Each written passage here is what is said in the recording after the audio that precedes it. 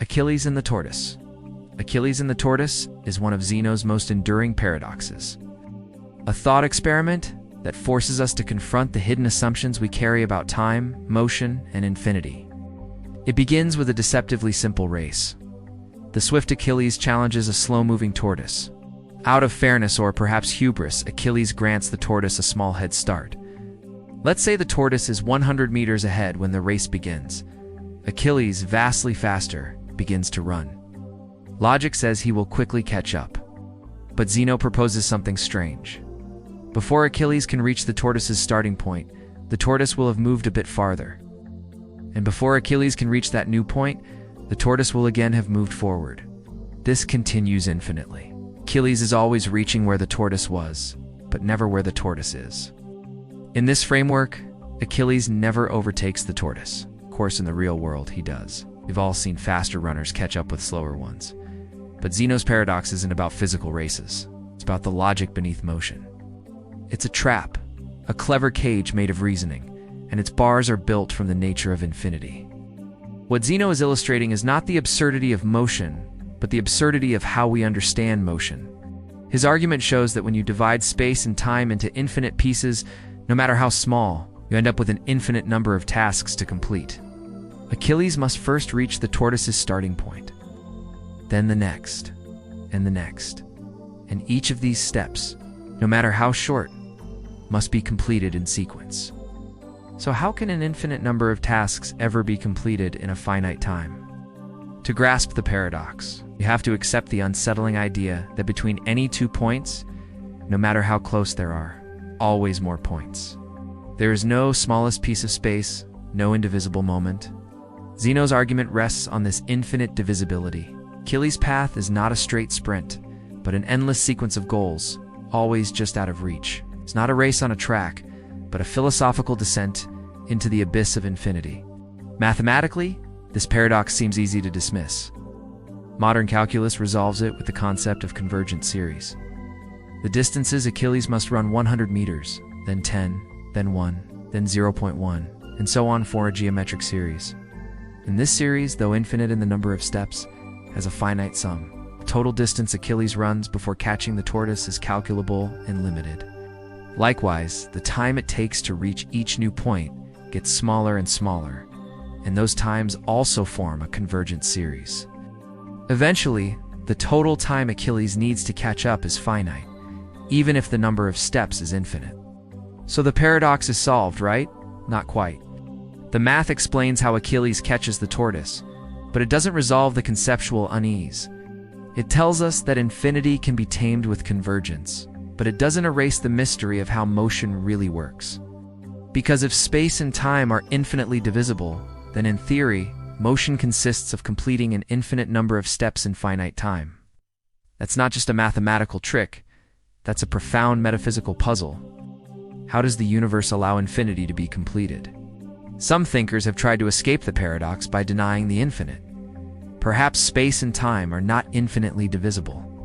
Maybe there is a smallest unit of distance, a smallest tick of time, a kind of cosmic pixelation. Quantum mechanics hints at this with Planck length and Planck time. Boltzmann brain paradox. The Boltzmann brain paradox plunges us into one of the most unsettling and mind-bending realms of cosmology and philosophy, confronting us with the fragile nature of existence and the limits of what we can truly know. It begins with a concept rooted in thermodynamics and statistical mechanics. In a universe governed by entropy, random fluctuations can spontaneously create ordered structures, even if only momentarily. Ludwig Boltzmann, a 19th century physicist, proposed that given enough time, these random fluctuations could produce complex arrangements like a fully formed brainout of the chaotic high-entropy backdrop of the cosmos. Imagine an immense, perhaps infinite, universe that endures for an unimaginably long time, possibly forever. In such a setting, the laws of probability imply that every so often, particles will momentarily cluster together in precise configurations purely by chance. Most of the time, these fluctuations will be small and insignificant, a brief grouping of atoms here, fleeting spark of order there, but on incredibly rare occasions, the odds could align perfectly to create something as complex as a brain. This brain, spontaneously assembled, would possess consciousness and experience a subjective reality indistinguishable from that of a normal, biologically evolved mind. It would have false memories, a false history, and the illusion of continuity. Despite having popped into existence fully formed and destined to dissolve almost immediately, what makes the Boltzmann brain paradox so profoundly disconcerting is the implication that in a universe vast and old enough, these spontaneously generated brains might vastly outnumber ordinary observers like you and me beings who emerged through natural evolutionary processes over billions of years on stable planets. This means that from a purely statistical perspective, it is overwhelmingly more likely that you yourself are one of these Boltzmann brains, experiencing a fabricated illusion of life rather than a genuinely evolved continuous being. This thought fractures the bedrock of our assumptions about reality, identity, and knowledge. How can you be certain that your memories, your sense of self, and the world you perceive are real and consistent? If your mind and experiences could spontaneously arise from random fluctuations with no causal history, then the trust we place in empirical evidence and scientific reasoning becomes precarious. The paradox forces us to confront the idea that our entire universe, as we know it, might be a fleeting illusion generated by chance, with no real past or future beyond the ephemeral moment of consciousness. Philosophically, this leads to a crisis of epistemology, the study of knowledge, because it undermines our ability to claim certainty about the external world. If the Boltzmann brain scenario holds true, then the coherence and stability we observe in the universe could be a mirage, a trick of statistical happenstance rather than a reliable reflection of an underlying reality. Cosmologists and physicists grapple with this paradox because it also poses a serious challenge to models of the universe that predict infinite time and space or eternal inflation scenarios. If those models imply that Boltzmann brains dominate over normal observers, they risk being self-defeating or contradictory, since they would imply that typical observers should be these random, momentary brains, rather than beings embedded in a stable universe. To resolve the paradox, some theorists propose mechanisms that prevent Boltzmann brain production from overwhelming ordinary observers, such as constraints on the universe's lifetime, the nature of quantum gravity, or the structure of physical laws. Others argue that our very existence and observations serve as evidence that we are not Boltzmann brains, since our universe exhibits remarkable coherence, history, and causality. Ultimately, the Boltzmann brain paradox forces us to stare into a cosmic abyss where chance and order blur, where consciousness and reality become tenuous, and where the foundations of existence itself waver. It confronts us with the humbling and terrifying possibility that the self we cling to might be no more than a flicker in the vast. Cosmic randomness, a fleeting spark born from the chaotic dance of particles in an indifferent universe. This paradox is not only a profound scientific puzzle, but a deeply existential one, shaking the very core of how we understand who we are and what it means to be real, because it lacks the power, but because the concept itself is flawed. It's like dividing by zero, or trying to imagine a color that has no wavelength. The failure is not in the power, but in the proposition. But others resist this interpretation because it feels like a retreat away to preserve the illusion of omnipotence by redefining it to exclude the hard cases. After all, if an all-powerful being is limited even by logic, is it truly all-powerful? Is logic itself above God? Is there some greater metastructure within which even omnipotence must operate? This opens up a new, more profound version of the paradox. Not whether omnipotence can break the laws of physics, but whether it can rewrite the laws of logic. Can an all-powerful being choose to make contradictions true? Can it make 2 + 2 = 5? Can it make a world where both the proposition and its negation are true simultaneously? If not, it seems limited. If yes, then the entire framework of reason disintegrates, because logic is the foundation of all coherence. If contradictions can be made true at will, then meaning collapses. There are theologians and philosophers who've tried to square this. Some argue that omnipotence should be understood as maximal power rather than infinite power. That is, a being can do everything that is possible to do, including suspending the laws of nature, but not the laws of logic. This preserves coherence while still allowing for miracles and divine intervention. Others argue that God is not merely subject to logic, but is the source of it, that logic flows from the divine nature itself, and is not a separate constraint. In that sense, to speak of God creating a contradiction is to misunderstand both God and contradiction. But this too can become circular. If God defines what is logically possible, then saying God cannot do X because it's illogical merely restates that God doesn't will it to be otherwise. The boundary between logic and will becomes blurry. And then we must ask, is our logic our human, flawed, limited logic, capable of even understanding what all-powerful really means? Maybe the entire paradox is built on a misunderstanding of language. When we say, can an all-powerful being create a rock so heavy it cannot lift it? We are using human grammar to string together a series of incompatible ideas, then accusing the universe of inconsistency when they don't resolve. It's a magic trick, an illusion of thought, a glitch in our linguistic architecture that makes contradiction feel like a question instead of a failure to make sense. But even if we see the paradox as purely linguistic, it still has power.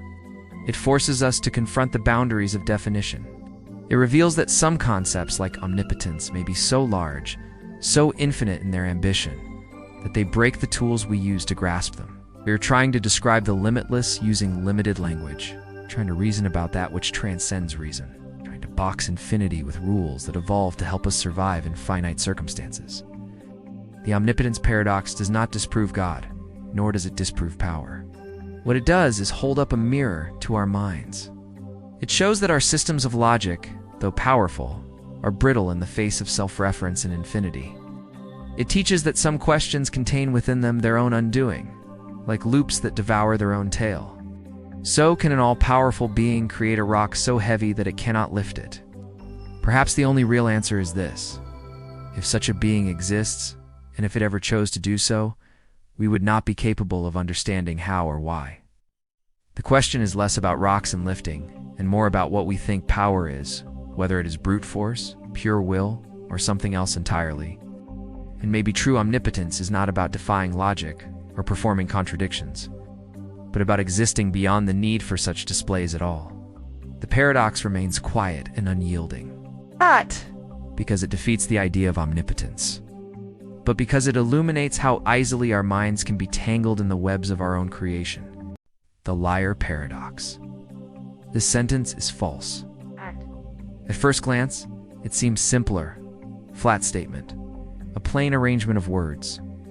But the moment you attempt to answer the question, is it true or false, something begins to unravel. It feels like trying to pick up quicksilver with your hands. No matter how you approach it, you're left with contradiction. If the sentence is true, then what it says must hold. But what it says is that it is false. So if it's true, then it must be false. But if it's false, then what it claims, namely that it is false, is untrue. So if the sentence is false, then it must be true. You're caught in a loop. No matter which route you take, you land in its opposite. It is a perfect circle, smooth and closed, with no exit. This is the liar paradox. It isn't merely a trick of language. It's a fundamental fracture in the way truth and meaning interact. When language turns inward upon itself, it's one thing to talk about the world. The sky is blue.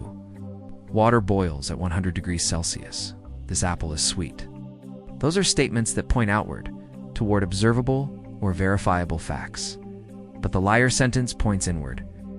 It refers not to the world but to itself. And in doing so, it becomes unstable, oscillating between truth and falsehood in an infinite regress. It has ancient origins. The earliest known version comes from the 6th century BCE, attributed to Epimenides, the Cretan, who is said to have declared all Cretans are liars. If Epimenides was telling the truth, then hey, a Cretan's a liar, and his statement is false. But if he's lying, then not all Cretans are liars, which might make his statement true again. It is a recursive spiral, collapsing in on itself.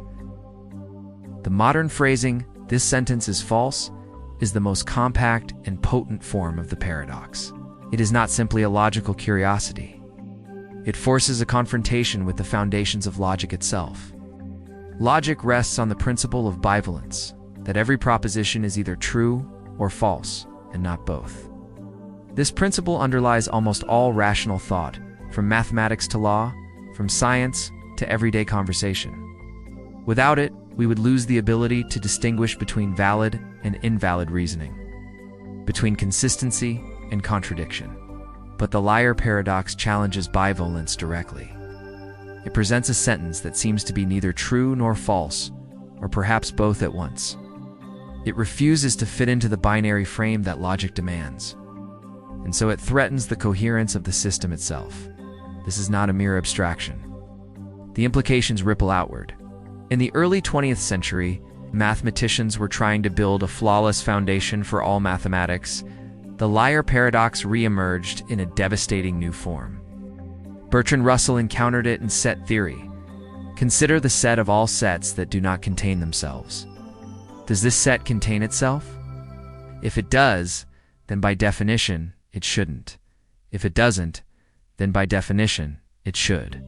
Again, a self-referential contradiction, one that threatened to bring down the very structure of mathematical reasoning. In response, formal systems were redesigned. Logicians like Russell and Whitehead attempted to ban self-reference through systems like type theory, in which certain forms of reference are disallowed. Later, Alfred Tarski developed a hierarchy of languages, and meta-language, and an object language in which a sentence can only be evaluated in a language above the one it's written in. According to Tarski, the liar paradox arises because natural language allows a sentence to talk about itself. In his view, truth cannot be coherently defined within the same level of language that uses it. But this solution comes at a cost. It makes natural language seem fundamentally broken, or at least unfit for rigorous logical scrutiny.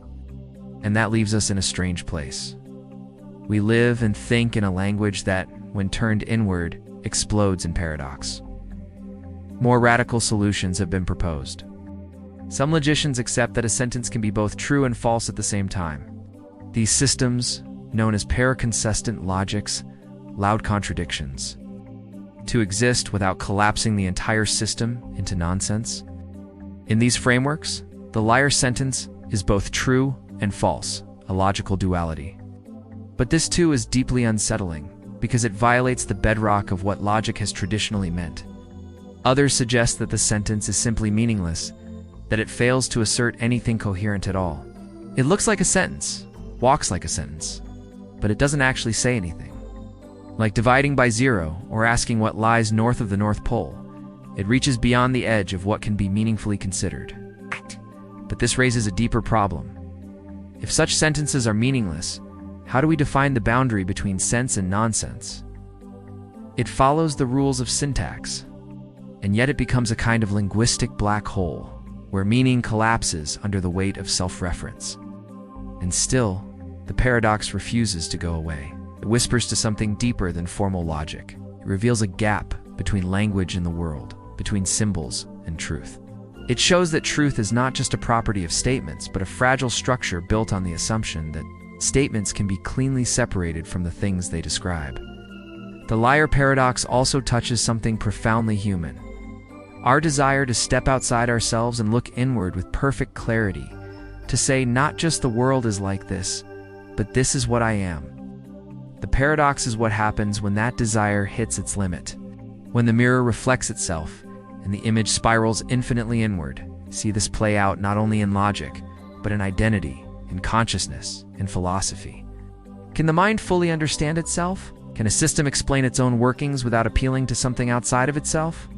Can we define truth without stepping beyond the boundaries of language? The liar paradox is more than a linguistic trick. It is a symptom of a deeper boundary, the place where language, thought, and self-awareness touch their own edge. It is a reminder that not everything can be known from within, that some truths are too entangled with the structure of knowing itself to be unraveled, and so the sentence remains. This sentence is false. It doesn't resolve. It loops endlessly, like a logical Mobius strip flat on the surface, yet twisted in a way that defies separation. It stands as a monument to the limits of logic, a doorway to the unknown, and a mirror in which reason sees the silhouette of its own shadow. The unexpected hanging.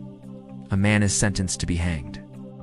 The judge tells him, "You will be hanged at noon on one weekday next week," but the hanging will be a surprise. You will not know the day of the hanging until the executioner arrives at your cell that morning. It will happen Monday through Friday, but you won't see it coming. The prisoner thinks about this for a while. He's a logical man, trained in reason, and he believes he can solve this apparent riddle. The idea that something can be both determined and yet still surprising strikes him as contradictory. So he sets about dismantling the problem step by step, confident that he can outthink his fate. He begins by considering Friday.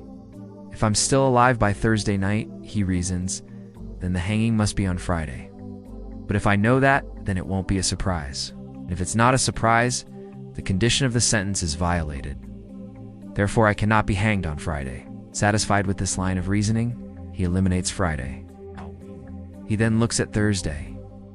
Now that Friday is impossible, he thinks, if I'm still alive by Wednesday night, the only remaining days are Thursday and earlier. But Friday's ruled out, so the hanging would have to be Thursday. And if I know that on Wednesday night, then it won't be a surprise either. So Thursday is also impossible. One by one, he eliminates the rest of the days using this logic. If Thursday and Friday are off the table, then Wednesday becomes predictable too. If he's alive by Tuesday night, it must be Wednesday, which means it won't be unexpected, and so on.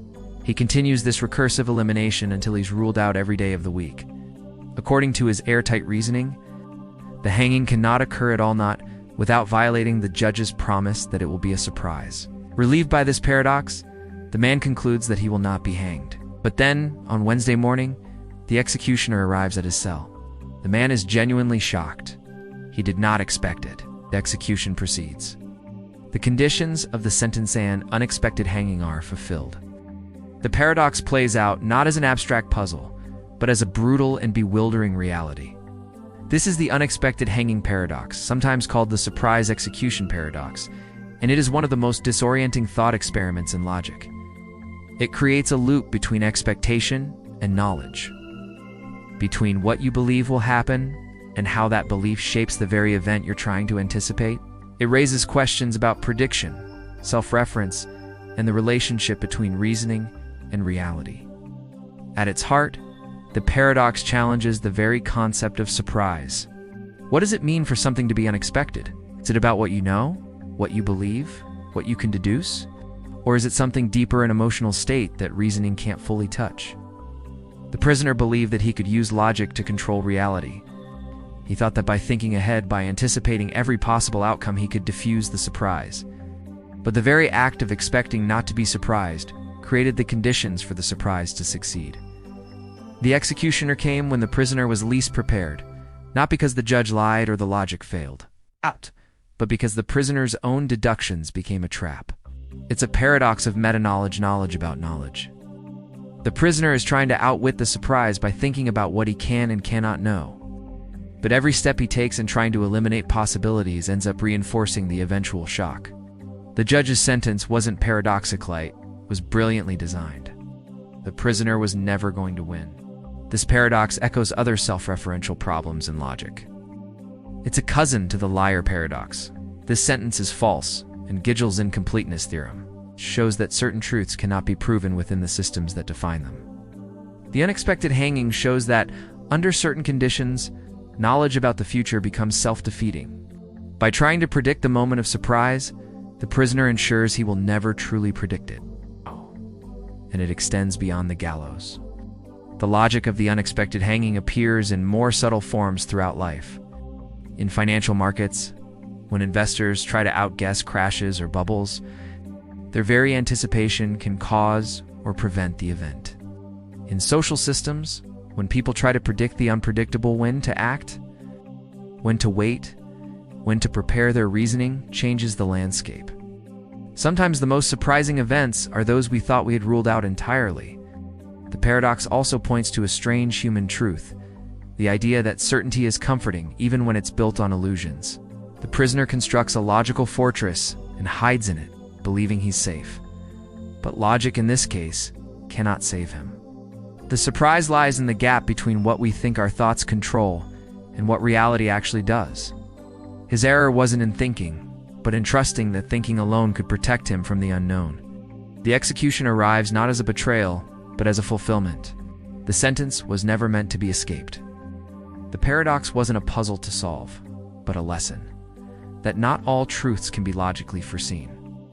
That some experiences arrive precisely because you didn't see them coming. And so the hanging happens. It's unexpected, unavoidable. A perfect loop where reason both tries to kill the surprise and in doing so ensures it. The prisoner's mistake was not a failure of intelligence. It was the deeper human habit of assuming that understanding the rules means mastering the game. But some games are built to slip through understanding. Some endings are always waiting around the corner, silent and unseen, until the very moment they arrive, and by then, it's already too late. The paradox of the barber. There is a town, quaint and orderly, where every citizen adheres to a curious grooming rule. If you do not shave yourself, you must go to the barber. In this town, there is only one barber, and he follows a strict principle. He shaves all and only those who do not shave themselves. That is to say, if a man in the town does not shave himself, the barber will shave him. But if a man does shave himself, the barber will not.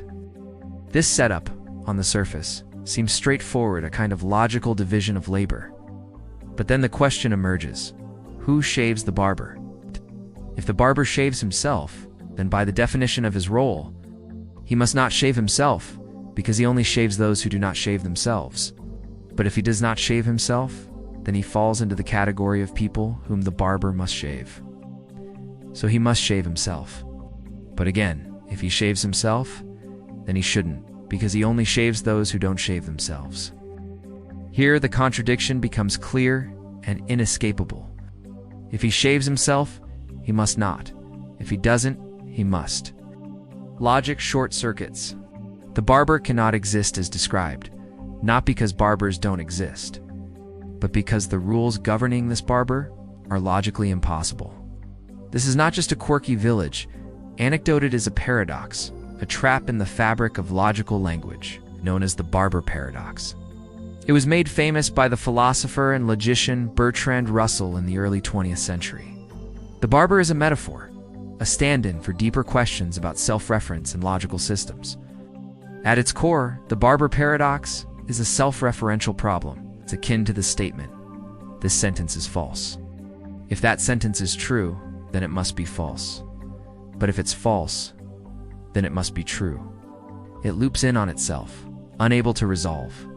The same looping occurs with the barber. X role, by definition, this places him in a binary. Either he shaves himself, or he doesn't. But either option collapses under the rule he abides by. There's no consistent state the barber can occupy. If he exists, logic fails. If logic holds, he cannot exist. This paradox isn't just playful, it revealed something deeply unsettling about the foundations of mathematics and logic. Russell introduced it as part of his criticism of naive set theory. Imagine sets instead of people. Define a set as containing all sets that do not contain themselves. The question then becomes, does this set contain itself? If it does, then by definition, it shouldn't. And if it doesn't, then by definition, it must. It's the same trap, recast in the language of abstract mathematics. This single contradiction was powerful enough to shake the very foundations of early mathematical logic. Systems that had seemed rock solid were suddenly fragile under the weight of their own assumptions. To repair this, logicians had to rebuild entire frameworks of thought. They created stricter forms of set theory, such as Zermelo-Fraenkel set theory, with the axiom of regularity to prevent such paradoxes from forming in the first place. These revised systems place limits on how sets could refer to each other or to themselves, like carefully placing mirrors to avoid an infinite reflection. The barber paradox also touches on the limits of language and categorization. We try to make neat boxes to sort the world into. Who shaves who belongs where, what things are members of what other things. But when a box tries to contain itself, or tries to stay out of itself, the structure collapses.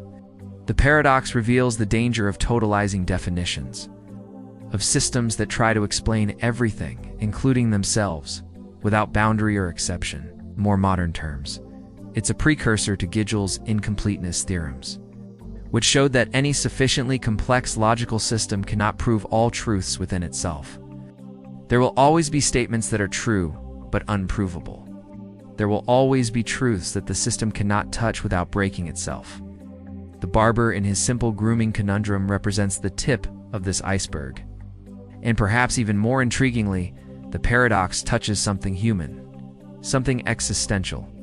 It speaks to the limits of self-reference, to the difficulty of stepping outside oneself to examine oneself, to the impossibility of being both the observer and the observed. The barber cannot shave himself under the rules, because he cannot be both subject and object.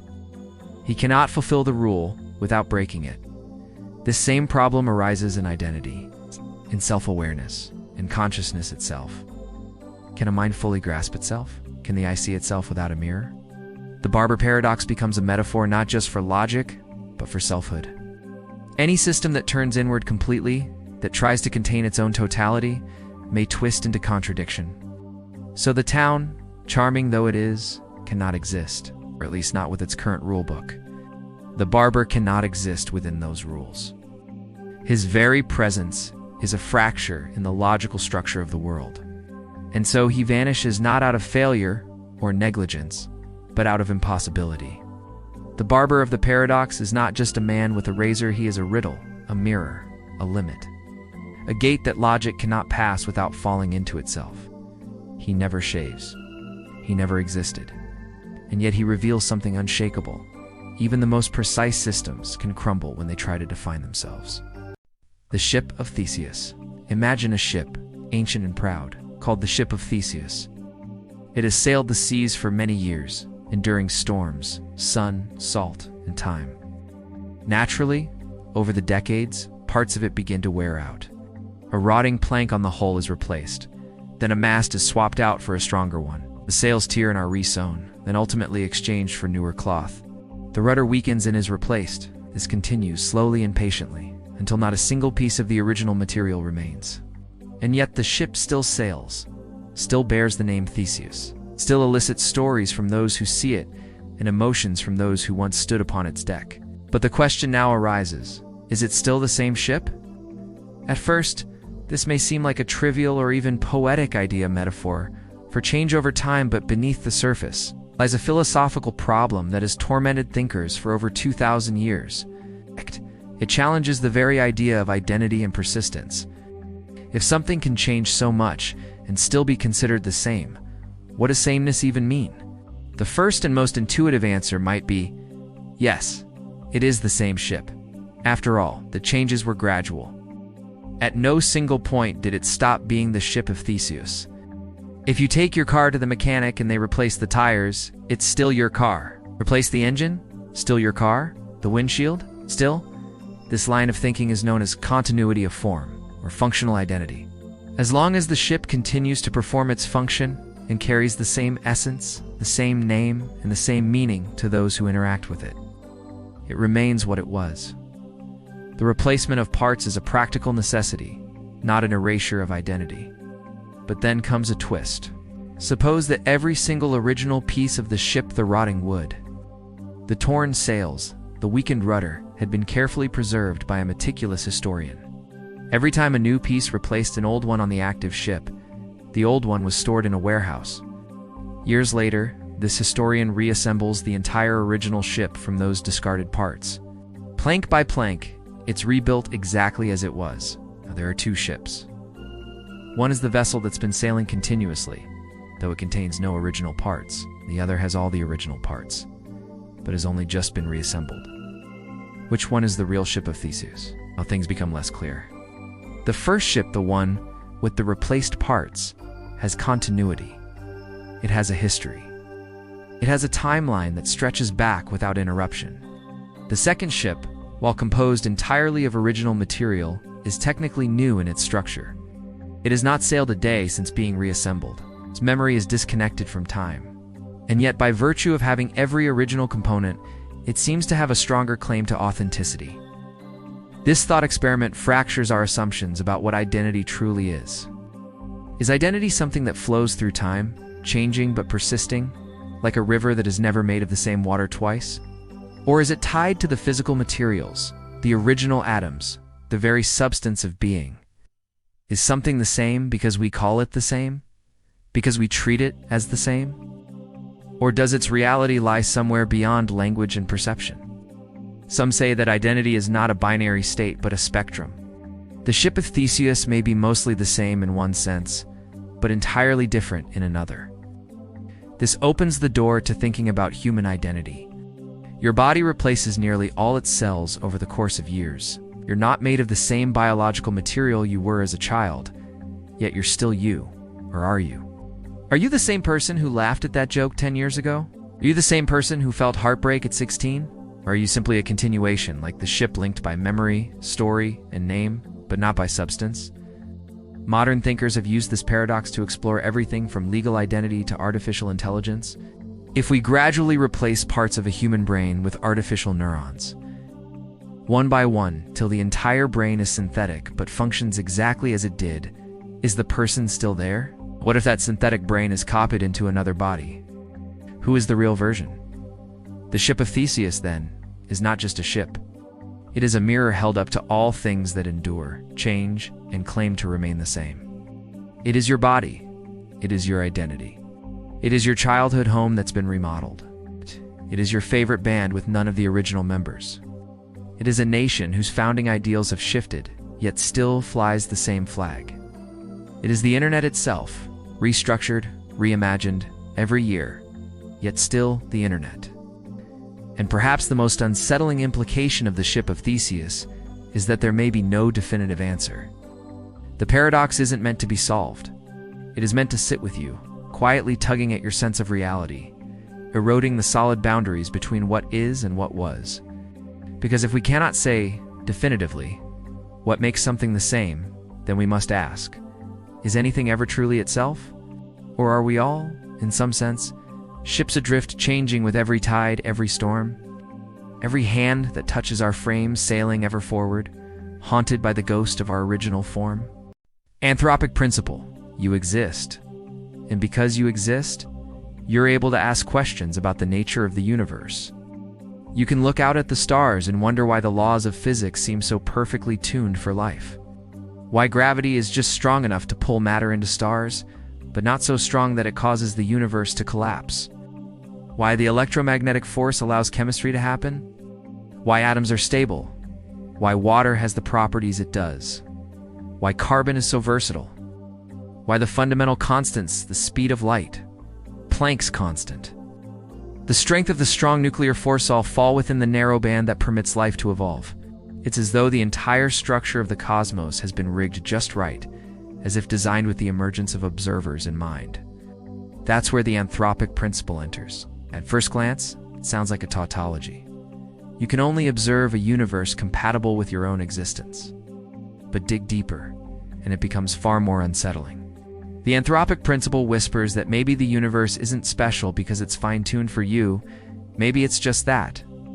Out of all possible universes, you find yourself in one where observers can emerge, because there's nowhere else you could be.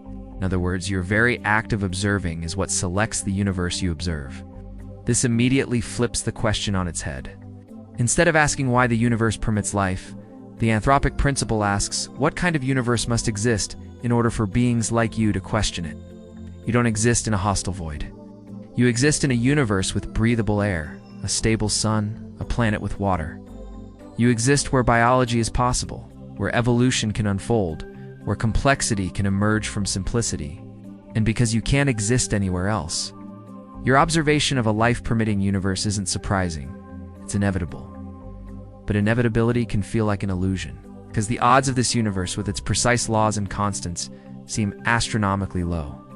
Change the strength of gravity just slightly, and galaxies never form.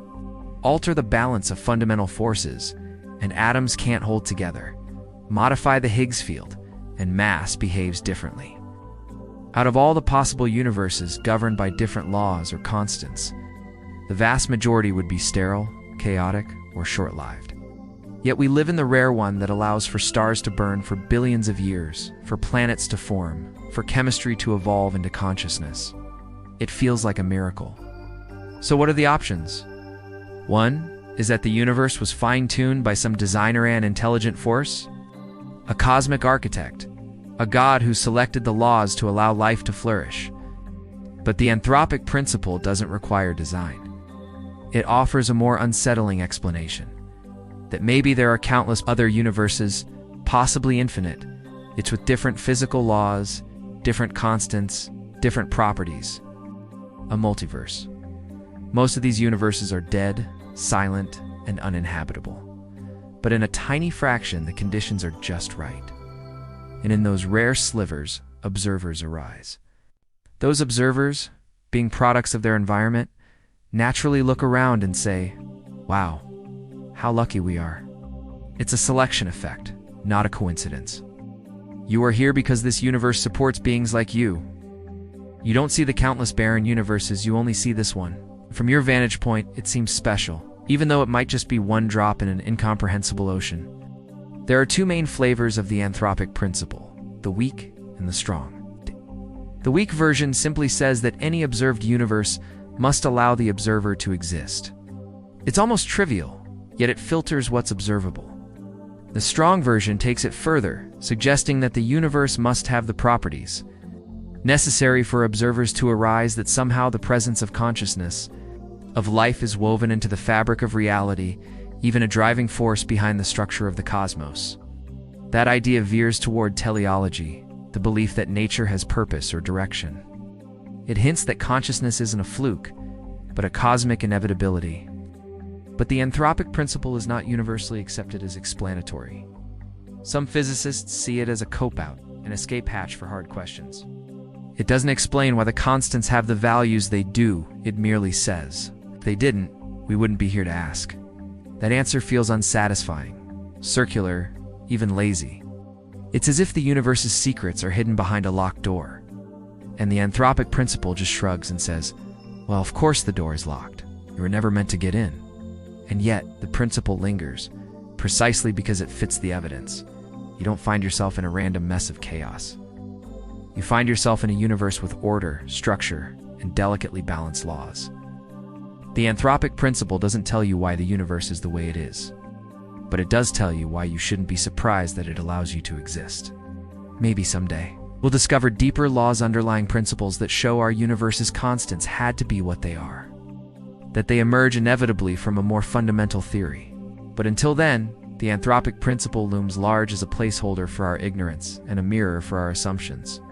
It reveals a strange truth, that asking why the universe allows for your existence may be like a fish asking why water is wet. Ice. You can only ask the question from within the bubble that permits you to exist at all. Is it that bubble, no matter how rare or improbable, will always feel like the only one that matters? The free will versus determinism dilemma. You wake up in the morning and choose tea over coffee. You take the long route to work, skip breakfast, text someone you miss, ignore a call from someone you don't.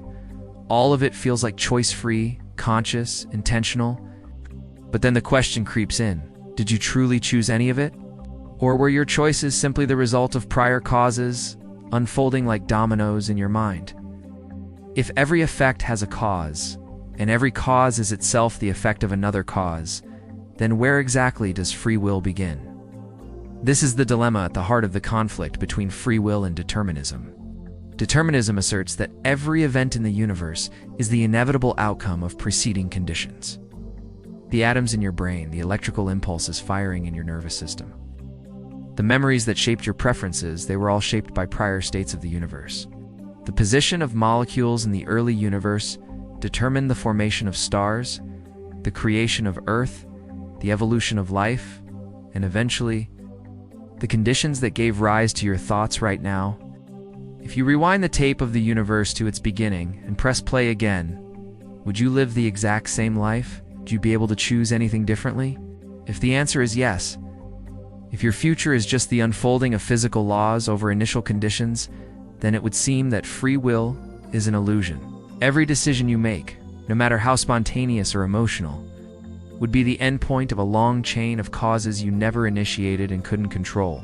Your favorite song, your fear of failure, the moment you fell in love or lost someone, even the urge to question your own agency, they would all be predetermined. Choice would be just the name you give to a process you don't understand. And yet it doesn't feel that way. You experience hesitation. You deliberate. You weigh options. Sometimes you act against your impulses. Sometimes you regret your actions. None of this feels like programming. It feels like will, messy, unpredictable, free. If determinism is true, then your sense of agency would have to be false. But if your experience of freedom is an illusion, why does it feel so real? Why would nature evolve such a convincing lie?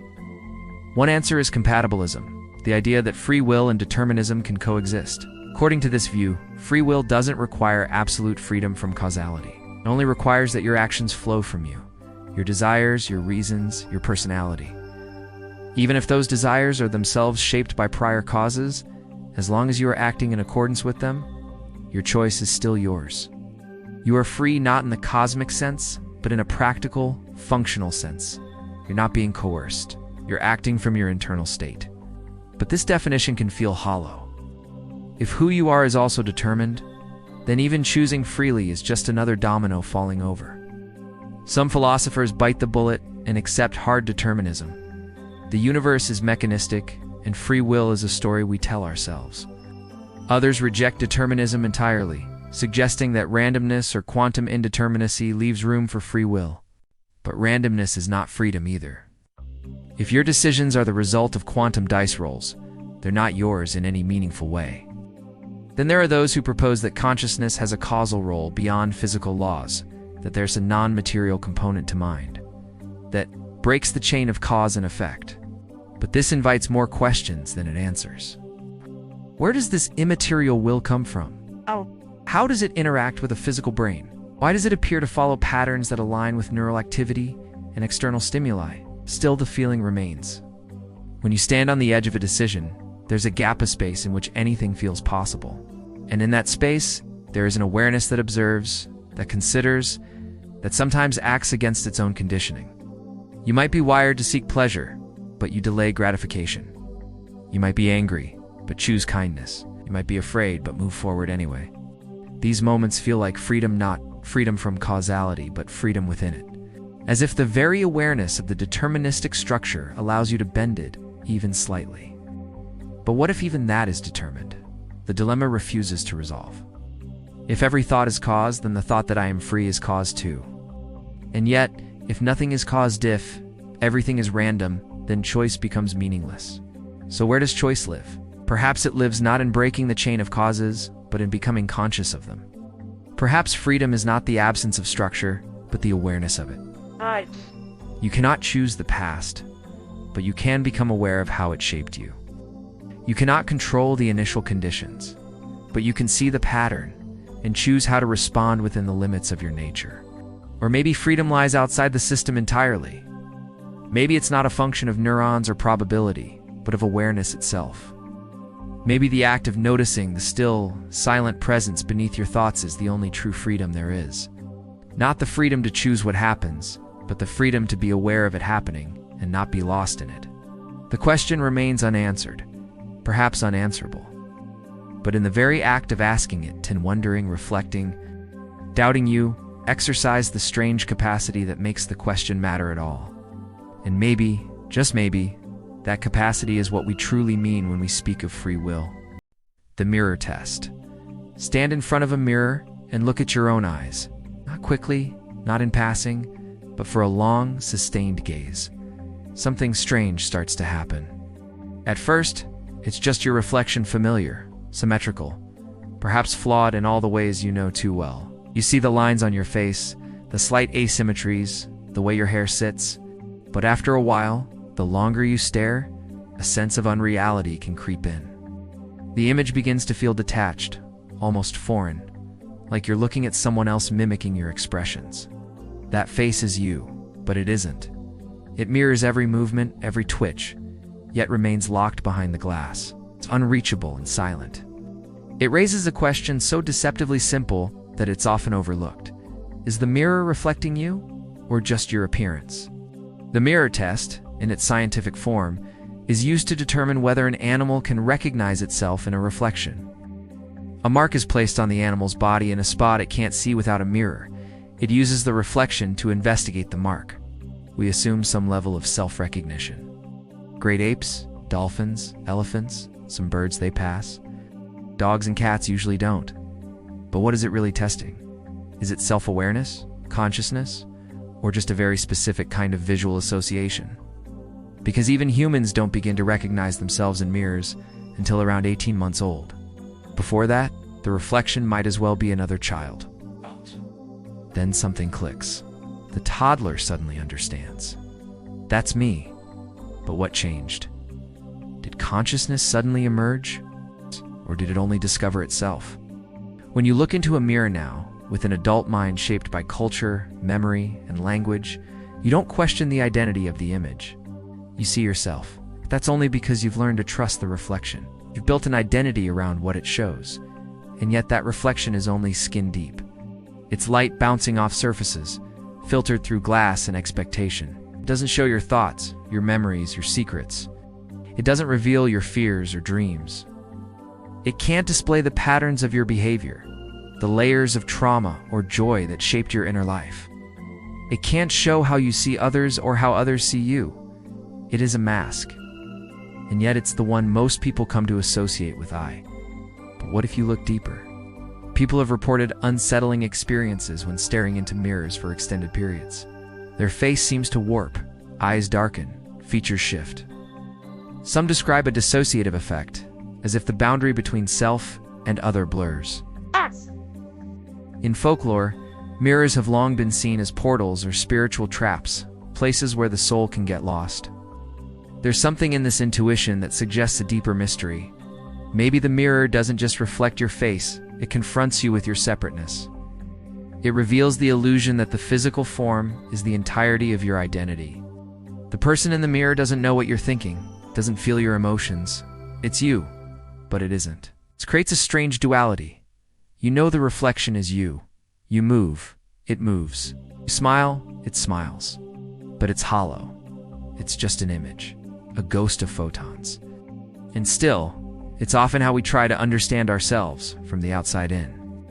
We adjust our posture, our expressions, our style, to control what the mirror shows. But we never see ourselves as others do not really. We never hear our true voice, never fully grasp the weight of our presence in a room. Mirrors give us a false certainty that what we see is who we are. But who's the one doing the seeing? Can a mirror reflect your mind? Not directly, but it can reflect your relationship with your mind. Stand before a mirror, and you might catch yourself thinking, judging, narrating. I look tired. I look good today. Why do I always frown? Those aren't reflections, they're interpretations. The mirror becomes a canvas for the mind's projections. What you see is filtered through years of conditioning. Two people could look at the same face in the mirror. One sees beauty, the other imperfection. The glass hasn't changed. The mind has. This makes the mirror a kind of test not of recognition, but of identity. Who do you think you are, and who is thinking that? The image in the mirror is stable, predictable, but your mind is not.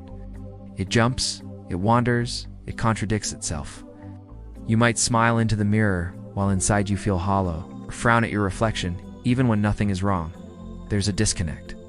The face doesn't reveal the truth. But the act of watching, of seeing yourself be seen, can trigger a flicker of insight. It's a moment where you step back, even from your thoughts, and realize that you are more than the reflection, and more than the commentary about the reflection. So the real mirror test might not be whether you recognize your face. It might be whether you can see past it, past the features and labels and self-criticisms. Can you meet your own gaze and hold it without flinching? Can you look into your eyes and feel that silent watcher behind them? Not the thinker, not the face, but the witness, the presence, the you that exists before the reflection and beyond it. Because in the end, the mirror only shows form. The mind, the self, the soul, whatever you want to call it, remains hidden. Not because it's absent, but because it cannot be captured in glass. It's the thing that turns the mirror into a question. The thing that wonders, is that really me? And then asks, perhaps more urgently if it's not, then who is?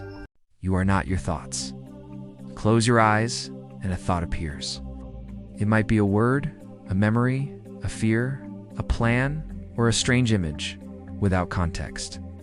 Maybe you're thinking about what to eat for dinner, or maybe you're suddenly reminded of something embarrassing from years ago. Maybe a song starts playing in your head for no reason. Now, pause. Notice that you are aware of that thought. You can observe it come into existence. You can watch it linger. You can watch it fade away. And in that realization lies something profound. If you can observe your thoughts, then your thoughts are not you. They are happening to you, like weather across the sky of your awareness. So who or what is doing the watching? This simple question opens a vast and unsettling dimension of inquiry. Most of the time, we move through life identified with our thoughts. If you think I am angry, it feels like you are angry. If you think I can't do this, it feels like a fact about who you are. But in truth, the thought arises. You become aware of it, and then maybe it fades. The self we think we are seems inextricably tied to this internal monologue, this never-ending narrative of interpretation and judgment. Why? And yet there's a part of you that can observe that monologue, that can notice the tone of it, that can catch it lying, that can reject it. So who is that? Some traditions call it awareness, consciousness, the witness, the observer, the soul. Whatever the label, the implication is radical. You are not your thoughts. You are the space in which they appear. And this realization destabilizes many assumptions about identity. If you're not your thoughts, then you're not your fears.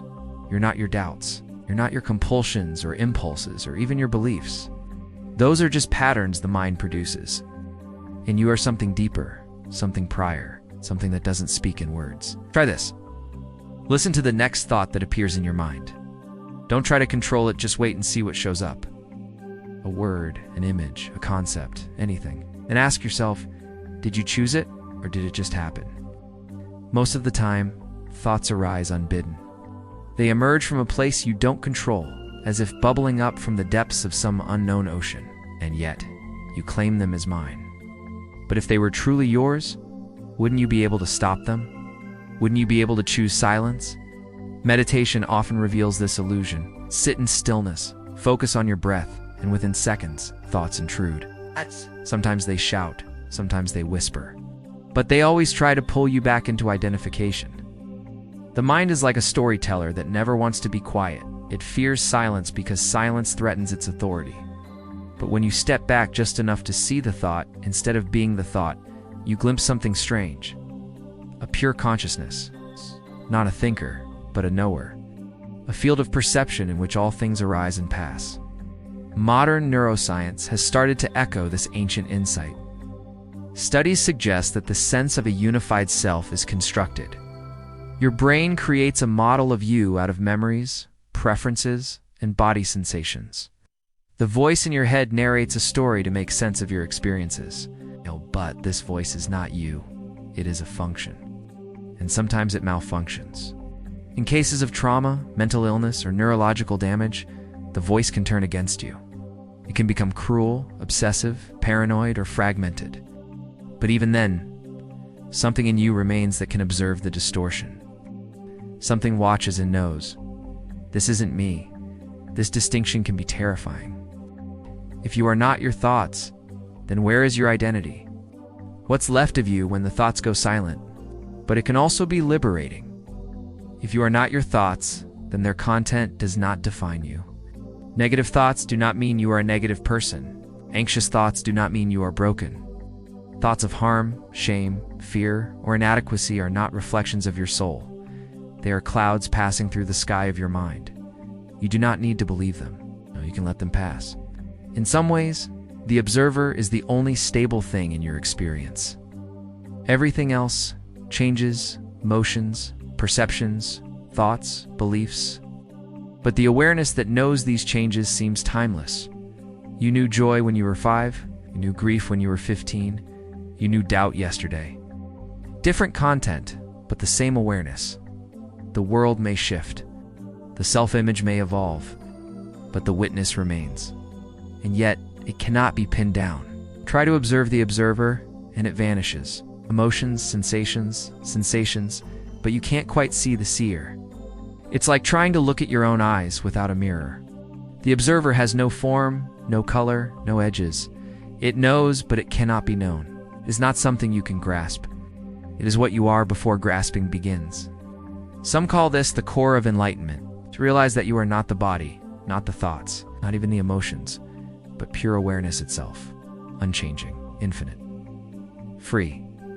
Not in some grand mystical way, but in the simplest way. Right now, in this moment, you are aware of the screen, of the words, the mind interpreting them. That awareness isn't thinking. It is the light by which all thought is seen. And if this is true, then suffering changes.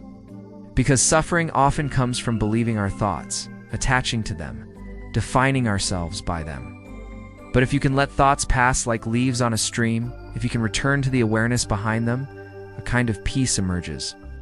Not because the world has changed, but because your relationship to thought has shifted. You no longer live inside the voice in your head. You live in the quiet space behind it. So if you can observe your thoughts, who is the observer? It is you, not the you built from words and memory, but the you that is always here, waiting, watching, and untouched. The stillness behind the storm, the presence beneath the narrative, the silent witness that has always been aware. It's not a character in the story. The page on which the story is written. Theseus, an identity over time. Imagine you could watch yourself from above like a time-lapse that spans years. Day by day, subtle changes occur, your habits shift, your opinions evolve, your memories fade or distort, your relationships change you, your beliefs are challenged, you learn things, you forget others. Your body ages, your cells are replaced, and your brain physically rewires itself with every experience. Over the years, the person you were becomes a distant echo, version of yourself that once existed but no longer fits who you are now. And yet you still refer to yourself as me. But what does that me mean exactly? Is it an unbroken thread connecting all versions of yourself? Or is it just a convenient illusion created by a brain desperate for continuity? This is the modern psychological version of the ancient Ship of Theseus's problem. If you replace every plank of a ship one by one, until none of the original material remains, is it still the same ship? And if you gather all the discarded planks and build another ship from them, which one is the real Theseus's ship? The one with the continuous history, or the one with the original parts? When applied to human identity, it becomes something far more intimate and unsettling. The question becomes, what anchors your sense of self over time? Is it your memories? If so, how many can be lost before you are no longer yourself? If you forget everything before age 10, do those early years stop being you? If you experience trauma so profound that it rewrites your emotional patterns, does that overwrite who you were before? If someone suffers from dissociative identity disorder or Alzheimer's or amnesia, what happens to the self? Is it fractured, paused, or erased? It's maybe the self is instead tied to personality. But personality changes. Sometimes slowly, sometimes dramatically. A person can go from shy to bold, from cynical to optimistic, from selfish to selfless, or the reverse. Life experiences, chemical imbalances, brain injuries, and even deliberate introspection can cause transformations so thorough that friends and family may say, "You're not the same person anymore?" Yet legally, biologically, and socially, you're treated as the same continuous being. And so what are we holding on to when we say I? Perhaps the continuity is linguistic, not metaphysical. You say I now, and said I back then, and language connects the two in a grammatical chain. But is that enough? Is saying I remember doing that the same as truly being the person who did it? What if your memories are false? What if you're implanted with someone else's memories? Would that make you them? Would they become you? Some theories argue that identity is just a narrative, a story you tell yourself about who you are, with a plot that links your childhood to your present, even if much of it is fiction. Your selfhood becomes a protagonist walking through time, facing challenges, growing, changing, but always remaining you in the story's arc. But a story can be rewritten, chapters can be deleted, protagonists can vanish. What happens when the plot twists so hard you can't recognize your own story anymore? On the other hand, some claim that continuity of consciousness defines the self. As long as there is a continuous stream of awareness, this moment leading to the next, you are still you. But this assumes a kind of unbroken thread of inner experience. What if that stream is interrupted? During deep sleep, anesthesia, or coma, the continuity is paused. Are you still you during those breaks? Or does the you flicker on and off like a light bulb, and we just pretend the wiring is seamless? Neuroscience further complicates things by showing that the brain is not static. The neurons that hold your thoughts, your memories, your preferences, they die and are replaced. Synapses change. Even your most cherished beliefs can be rewritten by chemicals, injury, or technology. A machine could scan your brain and replicate every thought and memory perfectly, creating a digital copy. Would that copy be you? If the original you then died, would you live on in that simulation? Or would something essential have been lost, the meanness that can't be transferred? Then there's the social self. How others define you. You are not just your internal experience, but also the relationships you maintain, the roles you play, the identities you assume in different contexts. The way your best friend sees you might differ from the way your parents see you, or the way a stranger does. Which version is real? Are you all of them at once, or none of them truly? All of this leads to a disquieting conclusion. The self might not be a thing at all, but a process. A constantly shifting, adaptive pattern rather than a fixed core. You are not the person you were 10 years ago, and you will not be the person you are today 10 years from now. And yet, you still claim ownership of those past and future selves as you. It might be more accurate to say you are a succession of selves, stitched together by memory, biology, culture, and illusion. In this view, identity is like a river, not because it stays the same, but because it flows. The river is not the water, which constantly changes, but the pattern of flow, the shape of the banks, the continuity of movement. You are the river, not the molecules within it, but the course it carves through time. And so, if you slowly change your thoughts and personality, are you still you? Perhaps the only honest answer is, it depends on what you mean by you. If you mean the static essence, the unchanging soul or kernel you, may be chasing a ghost. But if you mean the ongoing dance of memory, perception, and self-reflection, then yes, you are still you, even if you are never the same. The paradox of tolerance. Imagine a society built entirely upon the foundation of tolerances. Place where every belief, viewpoint, and lifestyle is permitted to exist freely, where open dialogue and mutual respect are sacred, and where even the most controversial opinions are allowed a platform. Such a society prides itself on its openness, believing that sunlight is the best disinfectant, and that truth always rises through debate. But now imagine what happens when, within this tolerant space, a group begins to grow that is fundamentally opposed to tolerance itself.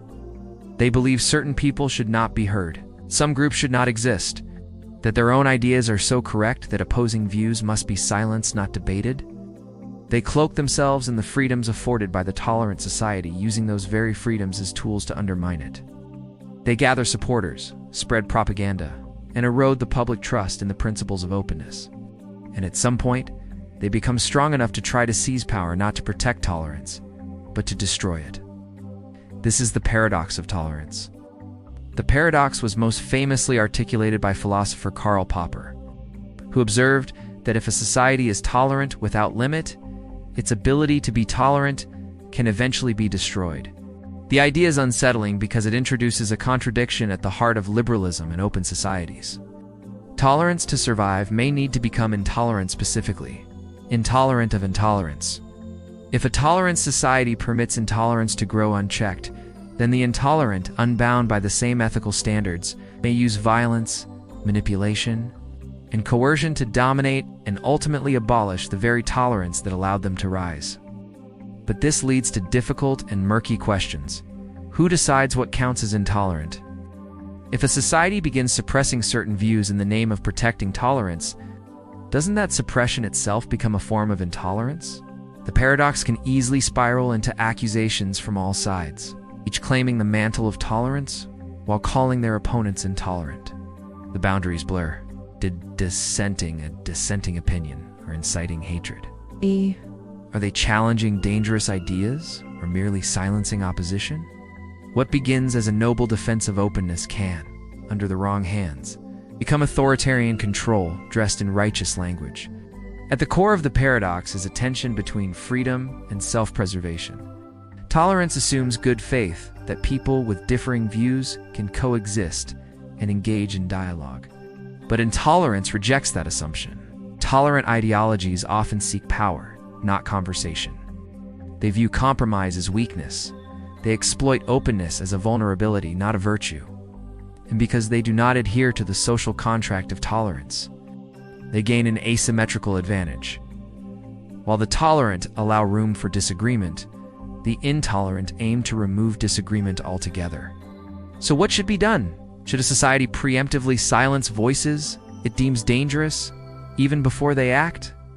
Should it ban speech that threatens the foundations of tolerance? If so, it must wrestle with the fact that this very action involves using intolerance to fight intolerance. The danger is not just in silencing the wrong targets, but in becoming what it sought to resist. The paradox becomes a mirror, reflecting the very violence it attempts to prevent. And yet, ignoring intolerance comes at a cost. History is full of examples where liberal societies allowed fascist or extremist ideologies to fester in the name of free expression, only to watch those ideologies crush dissent when they took power. The Weimar Republic tolerated the Nazi Party until it was too late. Democracies have crumbled by permitting the rise of those who had no intention of preserving democratic ideals. The warning is clear. If you wait until intolerance has already eroded the system, there may be nothing left to defend. One proposed solution is that tolerance must be conditional, infinite, but self-defending. A society can, and perhaps must, tolerate diverse and even offensive ideas, up to the point where those ideas begin advocating for violence, oppression, or the destruction of rights.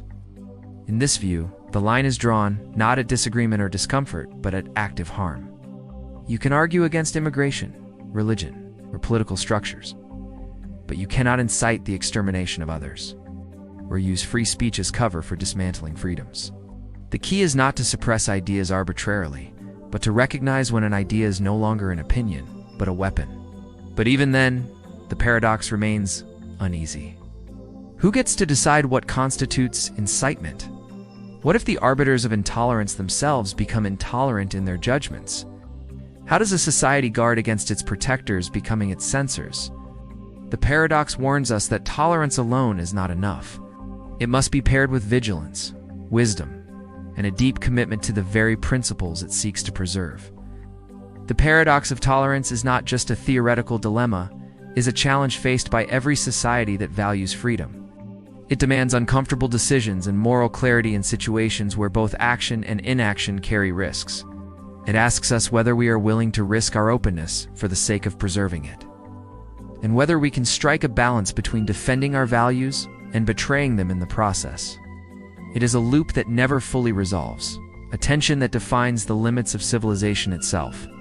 And in that tension lies the fragile, necessary fight to keep societies open, fair, and not just for those we agree with, but even paradoxically, for those we must choose not to tolerate. The time traveler's grandfather. You stand in the past, gun in hand, looking at a man who has no idea who you are. He's young, healthy, laughing with friends, maybe smoking a cigarette.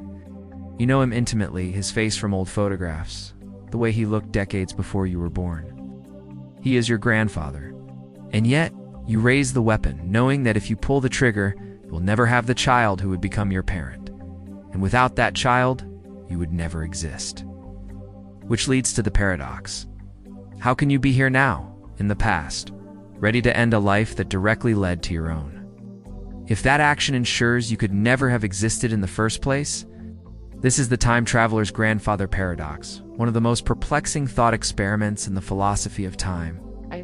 It's simple in form, but devastating in consequence. The idea is this: if time travel to the past is possible, and a person goes back and alters a key moment in their own ancestry, such as killing their grandfather before their parent is conceived, then their own birth is rendered impossible. But if they were never born, then they could never have traveled back in time to commit the act in the first place. And if they never committed the act, then their grandfather survives, their parent is born.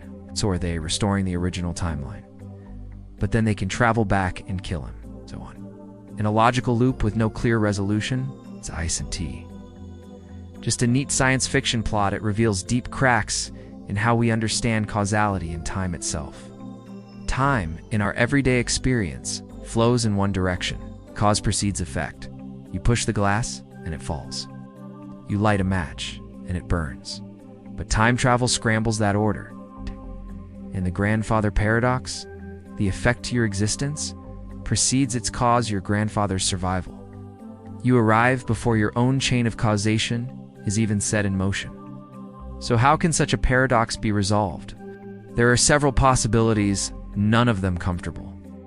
One answer is that the universe simply forbids such paradoxes. Some theorists propose that time is self-consistent, meaning any attempt to change the past would be thwarted by the very laws of nature. If you go back to kill your grandfather, something will always intervene to stop you. The gun jams. You slip. You change your mind. Or you kill the wrong person. Fate or physics will always correct the timeline to maintain consistency. This is called the Novikov's self-consistency principle, and it suggests the past is fixed and unchangeable, no matter how far back you go. But what if that's not the case? What if time is malleable and the paradox is real? Another theory says the moment you take action in the past, you don't overwrite your own timeline, you create a new one. A branching reality, a new universe. In that universe, your grandfather dies, and your parent is never born, and neither are you. But you aren't erased, because you originated from a different timeline where your grandfather lived. You now exist in a world where you were never meant to be a ghost of another timeline, marooned in a reality you fractured. This is the multiverse explanation, and it neatly sidesteps paradoxes by multiplying realities infinitely. Every choice spawns a new world. Still, this raises eerie questions. If every time travel decision creates a new timeline, are there infinite versions of reality unfolding endlessly with every act of interference? Is every possibility not just imagined, but real somewhere? And if so, does free will matter anymore? Or are all choices already encoded into an unfathomably large structure of branching realities? A darker possibility is that the paradox reveals a deeper truth. Time travel to the past is impossible, not just practically, but logically. The paradox isn't a puzzle to be solved. It's a warning sign. The moment you allow backward causation, the whole structure of logic begins to unravel. Cause and effect become meaningless. Identity itself becomes fluid. You might kill your grandfather, but in doing so, you don't just erase yourself. You'll unravel the whole chain of being that leads from past to present. And what about the metaphysical implications? Suppose you do succeed in killing your grandfather. You vanish instantly? Fade like a disappearing photograph? Or does the universe sputter, shudder, and realign itself to correct the error of your presence? Or maybe more unsettling still, you go on living but without a place in time, an orphan of causality. A being without a past. There's also the psychological toll. If you could change your own history, what responsibility would you bear for reshaping reality? Could you trust your own memories, knowing they might flicker or shift every time the past is disturbed? Could you be sure the people you love ever existed at all? Or whether they're just remnants of a timeline long since erased? The time traveler's grandfather paradox doesn't just challenge our understanding of time, it challenges the very foundations of logic, memory, morality, and identity. It whispers a terrifying possibility that our sense of continuity, our certainty that the past leads to the present, might be a fragile illusion. That time, when bent too far, breaks not just the rules of physics, but the soul's ability to comprehend its place in the universe. The brain in a vat. What if everything you see, hear, feel, think, every memory you've ever had, every sensation you've ever trusted, is nothing more than the result of electrical impulses being fed into your brain by a machine? Imagine, for a moment, that your brain isn't inside your skull, connected to a body walking through a physical world, but instead floating in a vat of life-sustaining fluid, connected by wires to an immensely powerful computer. This computer feeds your brain an elaborate simulation indistinguishable from reality. The sky you look at is code. The food you taste is code.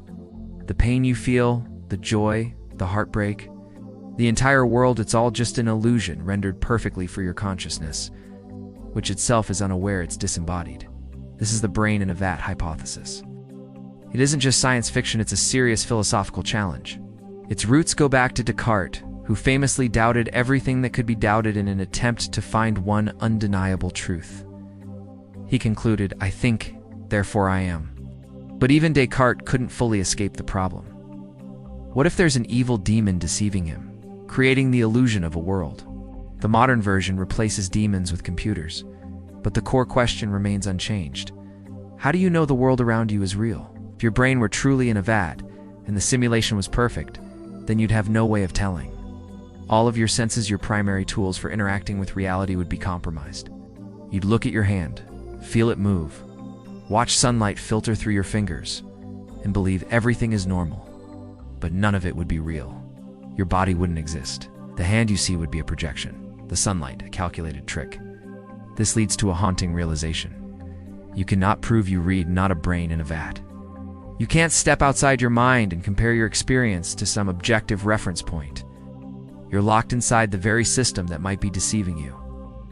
Every test you could design to determine reality's authenticity would itself be part of the illusion. The computer controlling your inputs could simulate any result you expected, including the illusion that you just proved the world is real.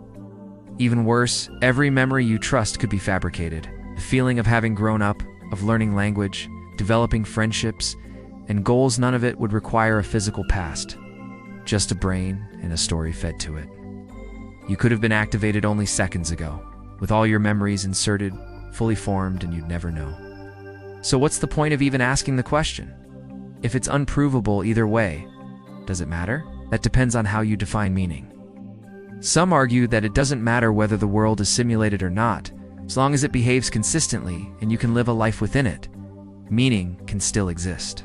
If love feels like love, if suffering feels like suffering, then those experiences are real to you, regardless of whether they are part of an external physical universe.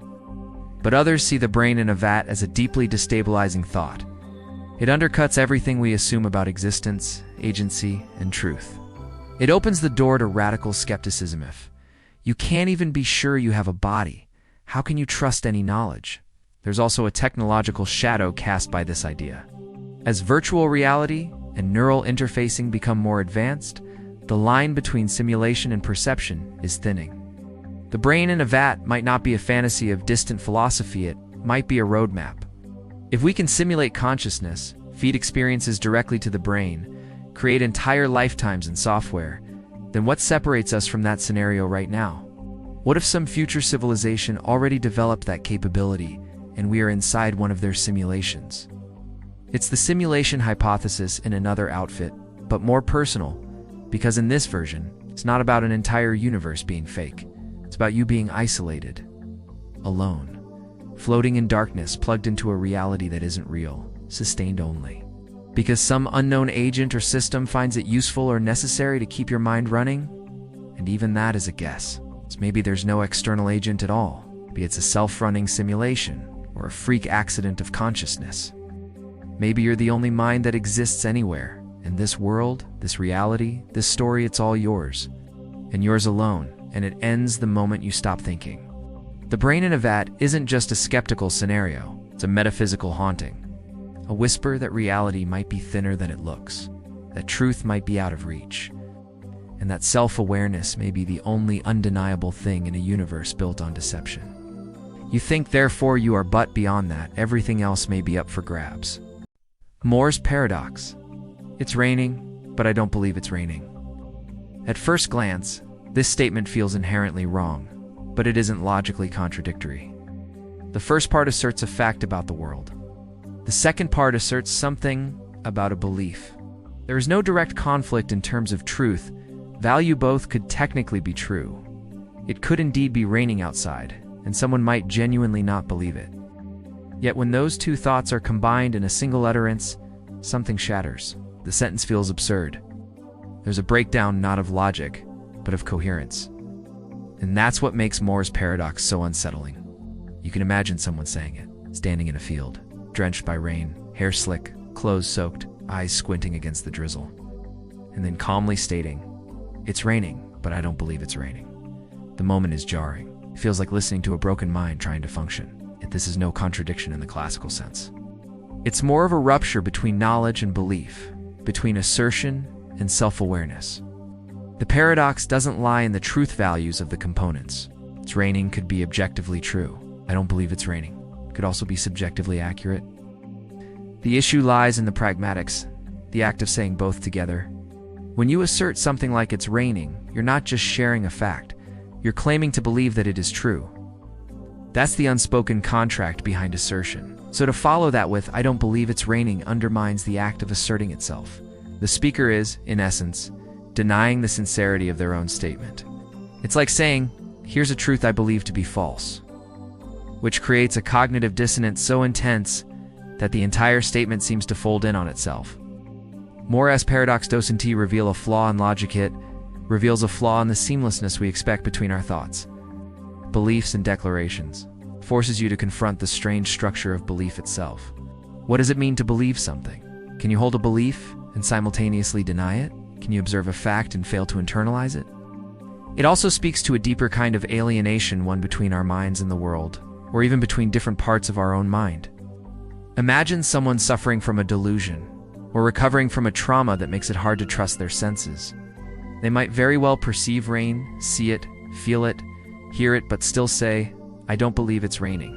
Not because they want to contradict themselves, but because belief is more than perception. It's internalized trust in perception, the mental assent that what you perceive is real and means something. And sometimes that trust breaks, psychologically. This paradox touches the edges of phenomena like anosognosia. A person is unaware of their own condition or forms of extreme skepticism, where the mind questions everything, even the evidence of the senses. It also resonates with forms of dissociation, where a person can describe something they're experiencing but feel detached from it. Like a narrator describing someone else's life. In philosophy of mind, it raises questions about what we mean when we say, "I believe." Is belief a binary state, you believe, or you don't?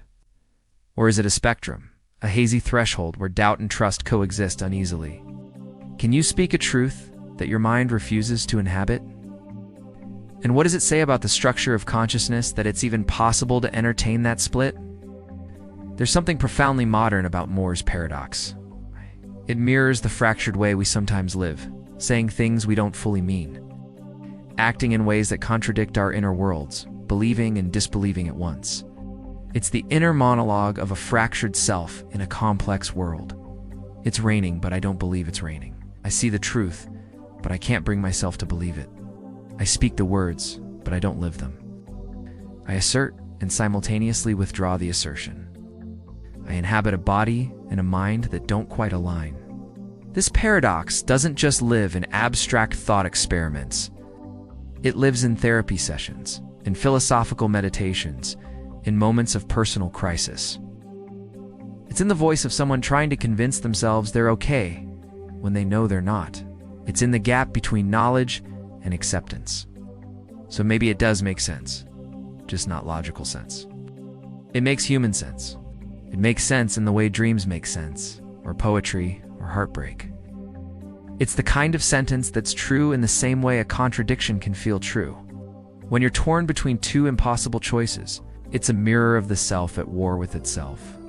In the end, it's raining, but I don't believe it's raining. It's not about the weather at all. It's about the complexity of belief, the brittleness of certainty, and the strange theater of saying one thing while knowing something else entirely. It's not just a paradox, it's a confession, the self-reference loop. This sentence refers to itself. On its face, it's a simple claim, strangely straightforward, almost childlike. It points back to itself like a snake consuming its own tail. But as you read it more closely, something strange happens. It seems both transparent and deeply opaque. You understand what it says, but at the same time, you're not sure what it means. What exactly does it mean for a sentence to refer to itself? And once you try to answer that, you fall into a loop of mental recursion that keeps folding inward, deeper and deeper, until it becomes unclear whether there's anything at the center at all. To say that a sentence refers to itself is to say that its subject is the sentence itself. That's not particularly new languages allow this kind of reflexivity. But in this case, the reference isn't just grammatical. It's conceptual. The sentence isn't merely about itself. It is only about itself. Its sole content is the fact that it refers to itself. It makes no claim about the world, no observation about the external universe, no moral or empirical assertion. Its entire function is internal. It is a linguistic hall of mirrors. Is that meaningful? Well, that depends on what we mean by meaning. Meaning requires that a sentence convey information about the world, then no, it doesn't seem to communicate anything. But if meaning can also be structural, if a sentence can be meaningful by virtue of its self-description, then perhaps it does have meaning, albeit of a different kind. It becomes a meta-statement, an artifact of the language system itself, rather than a window into external reality. Self-referential statements live at the edge of language and logic, where things start to break down. They can be innocent, as in this sentence has 5 words, or paradoxical, as in this sentence is false. Some are trivial, others catastrophic. The simplest ones tease the limits of our understanding. The more complex ones underpin some of the deepest results in mathematics, such as Gödel's incompleteness theorems, which showed that any sufficiently powerful logical system can construct statements that refer to themselves in a way that makes them undecidable, neither provably true nor provably false. But back to our original sentence. This sentence refers to itself. It's not a paradox in the traditional sense. There's no contradiction. It doesn't undermine itself. Self-aware, but not self-destructive.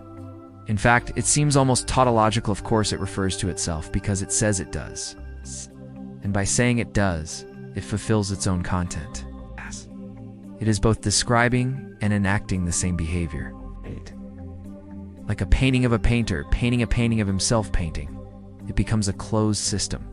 Yet even this simplicity is strange. A sentence whose truth makes it true. A loop that feeds itself with itself. There's a kind of purity to that. No dependency on external facts. No reference to a world beyond the words. It's language describing itself. Like a thought thinking about itself. Consciousness, too, might be a kind of self-referencing. Awareness that is aware of being aware. And just as the sentence turns back inward, so does the mind, chasing its own tail in circles of introspection, asking, who is it that is asking? In computer science, self-reference is both powerful and dangerous. Recursive functions, those that call themselves can, perform elegant tasks like sorting and searching. But they can also spiral into infinite loops, if not carefully constrained. The system can collapse under the weight of its own reflection. In logic, too, self-reference is the source of both deep insight and foundational instability. Bertrand Russell's famous paradox asking, whether the set of all sets that do not contain themselves contains itself rose from similar loops, the system crashes when the mirror reflects itself too many times. So what then is the sentence doing? Is it a mirror? A trick? A meaningless tautology? Or is it a tiny model of something much bigger, a glimpse into the strange way systems, including language, thought, and even reality, can wrap around themselves? Maybe meaning doesn't lie in what it says, but in what it shows. That systems can be self-aware. That statements can become strange when they eat their own tail. And that even the simplest sentence can create a kind of semantic vertigo, when it turns back to look at itself. In the end, it is what it says it is. No more, no less. A statement about itself contained entirely within itself, an echo that causes itself to echo, a quiet loop. And now you're thinking about it, which means the sentence has done more than refer to itself, it's pulled you into its loop. The omniscient coin toss. You pick up a coin, place it on your thumb, press it with your forefinger, and feel that familiar tension of chance, of decision suspended in midair. You flip it. It turns end over end, a flash of metal against light. It lands heads. You smile or you groan. It was a fair toss, a random event, or so you believe. But somewhere, beyond time or within a realm you cannot touch, there is a being who already knew, not guessed, not estimated, knew. This being, call it omniscient, knew with perfect certainty that you would flip heads before you even raised your hand. Maybe it even knew it before you were born, before the coin was minted, before the laws of physics unfurled into motion. If that's true, can you really say the coin toss was random? On the surface, the coin toss appears to be the very embodiment of randomness. 50% chance of heads, 50% tails. That's the whole point. But randomness, as we usually experience it, isn't about true indeterminacy. It's about ignorance. We call it random because we don't know the outcome in advance. We lack knowledge of the precise initial conditions, air currents, the torque of the flip, the microstructure of the coin's edge, the hidden nudges of physics. But to an omniscient being, every one of those details is visible, clear, inevitable. From the flick of your muscle fiber to the moment the coin bounces on your palm, it sees everything. It doesn't make predictions, it watches certainties unfold. This leads to a strange inversion. What we call chance is only an artifact of incomplete knowledge. The moment you introduce omniscience, the coin toss is no longer probabilistic, it's deterministic, even if only from the perspective of the omniscient observer. Now that raises unsettling implications for free will, chaos, and the structure of the universe itself. Suppose the coin toss feels free to you. You chose when to flip it, how to spin it. But if an omniscient being already knew what you would choose, were you ever really free to do otherwise? Could you have surprised it if you tried to defy its prediction, to somehow will the coin to land on the opposite side? You'd still land exactly where it foresaw. Every attempt to subvert fate becomes part of the fate. The knowledge doesn't constrain you overtly, but your actions are, in effect, pre-written. Some might argue that the being's foreknowledge doesn't cause the result, it merely reflects it. Knowing what you'll do doesn't make you do it. But even then, the tension remains. If the outcome is already known before the event occurs, then how can it be truly random in any objective sense? The coin must land as foreseen. There's no genuine possibility for it to land otherwise. That violates the very heart of randomness, the presence of multiple potential futures. You could try to rescue the idea of randomness by suggesting that omniscience and free will can coexist if time isn't linear. Perhaps this being exists outside of time entirely, seeing all events in a timeless landscape, where cause and effect are just lines on a map. In that case, the coin toss isn't determined in a strict causal sense, it's just already known because all events simply are. But then, randomness doesn't exist in that framework either. If all moments are fixed in the eternal present, the idea of chance collapses into illusion.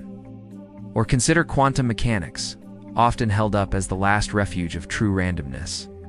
At the smallest scales, particles behave unpredictably. Decay rates, spin states, positions all governed by probabilities, not certainties. Yet even here, the omniscient being poses a challenge. Does its knowledge penetrate even quantum uncertainty? Can it see the results of quantum events before they happen? If yes, then quantum randomness is only apparent, not fundamental. If no, then the being is not truly omniscient. But that contradiction reveals something. True omniscience and true randomness cannot comfortably coexist. One devours the other. This paradox touches not just physics, but theology and metaphysics. The question becomes, not just is the coin toss random, but can anything be random if something already knows how it will happen? A deeper still, if something knows your future, are you anything more than a passenger? Yet we cling to the experience of randomness. It feels real. We experience uncertainty in every moment, from the flip of a coin to the arc of a lifetime. Perhaps the illusion of chance is essential to our perception of choice, our sense of agency, our belief in a world not fully predetermined. But if there is a perfect mind that has already watched your entire life unfold, your decisions, your doubts, your final breath, then even your most spontaneous moment was inevitable. And yet you flip the coin. You breathe. You choose. Is that freedom? Or just the echo of something that always was? Sleeping Beauty Problem. Sleeping Beauty agrees to participate in an experiment involving memory erasure and a single coin toss. The rules are simple on the surface, yet the consequences disturb even the sharpest logicians. On Sunday, a fair coin will be flipped. If it lands heads, Beauty will be awakened on Monday and put back to sleep with her memory of waking erased and not awakened again. If it lands tails, she will be awakened on Monday, put back to sleep with her memory erased, and then awakened again on Tuesday also with no memory of the Monday awakening. In both scenarios, each awakening feels exactly the same to her. She doesn't know what day it is, and she doesn't know how many times she's already been woken. When she opens her eyes, it feels like the first time because it might be.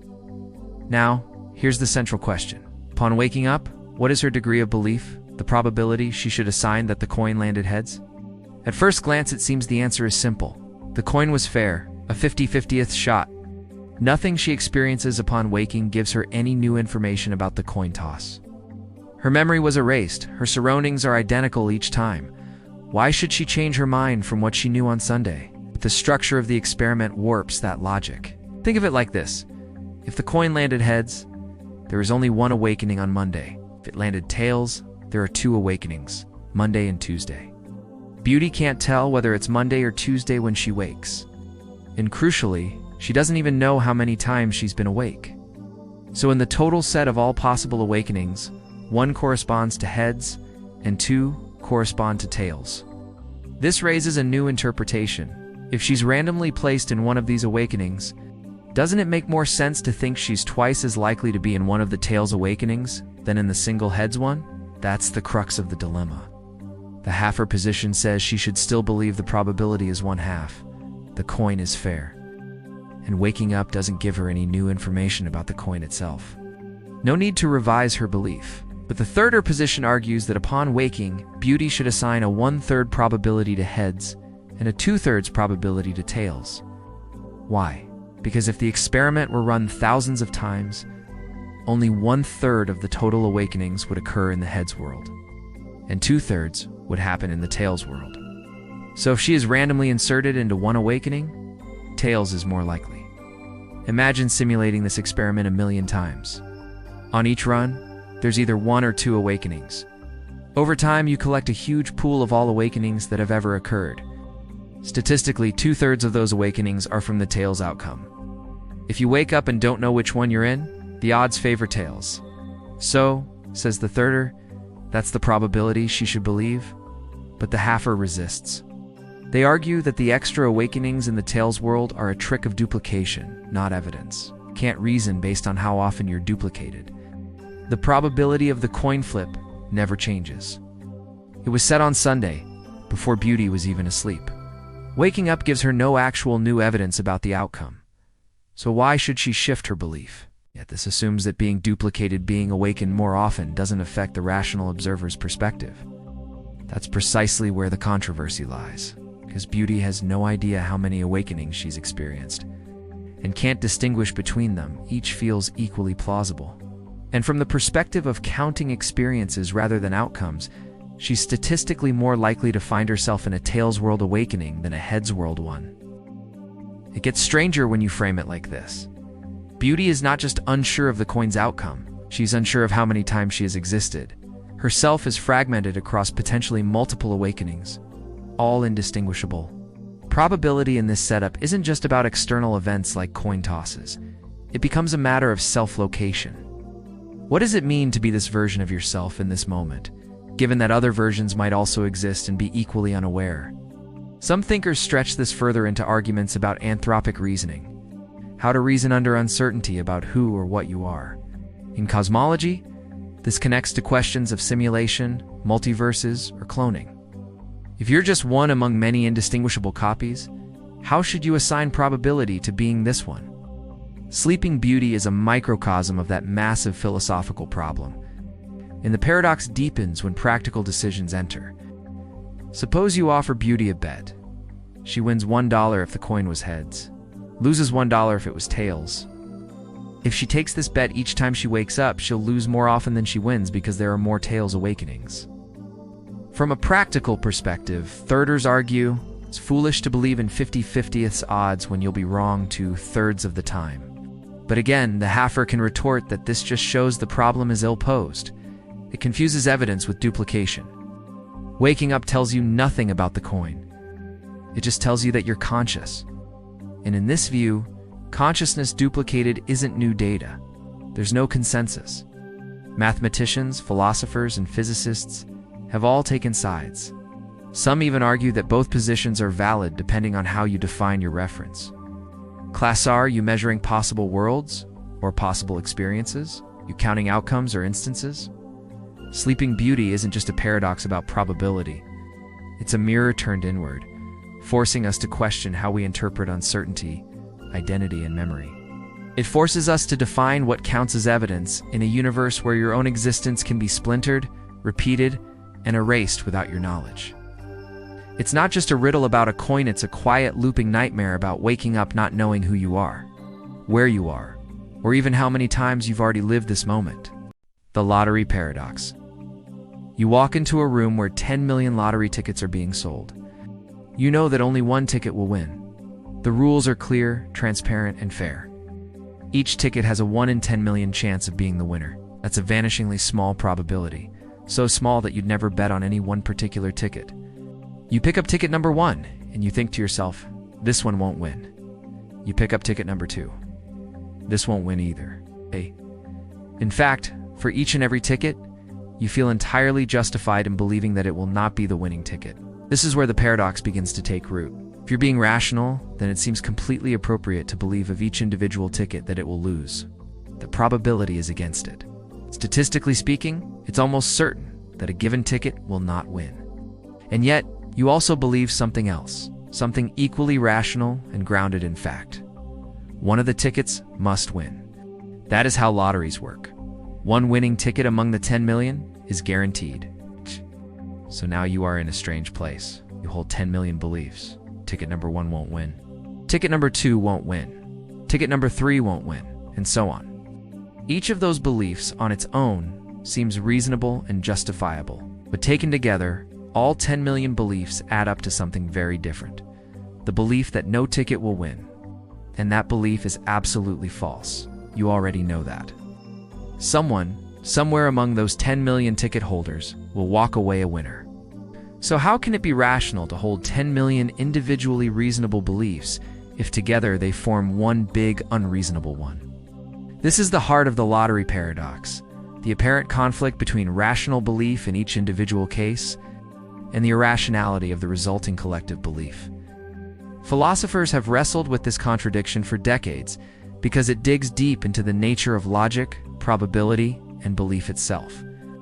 When does belief in a likely outcome become irrational simply because it cannot coexist with other similarly rational beliefs? Imagine applying this logic to something other than a lottery.